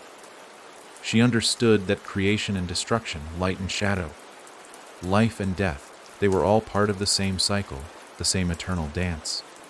She was not merely shaping the future. She was nurturing it, guiding it, and watching it bloom into something beautiful, unpredictable, and alive. With every thread she wove, every path she created, Sarah knew that the weave would never stop. It would continue to shift, to evolve, to unfold in ways that no one could fully understand. The future was not a fixed line, but a living, breathing entity always in motion, always changing. And Sarah was its guide, its keeper, and its creator. She smiled softly as she took another step forward. The horizon was no longer a far-off dream. It was here, now, in her hands, in her heart. It was the future, and it was waiting for her to shape it. And as she did, she knew that every choice, every step, every thread would lead to new possibilities, new creations, and new worlds. The weave was infinite, and so was she.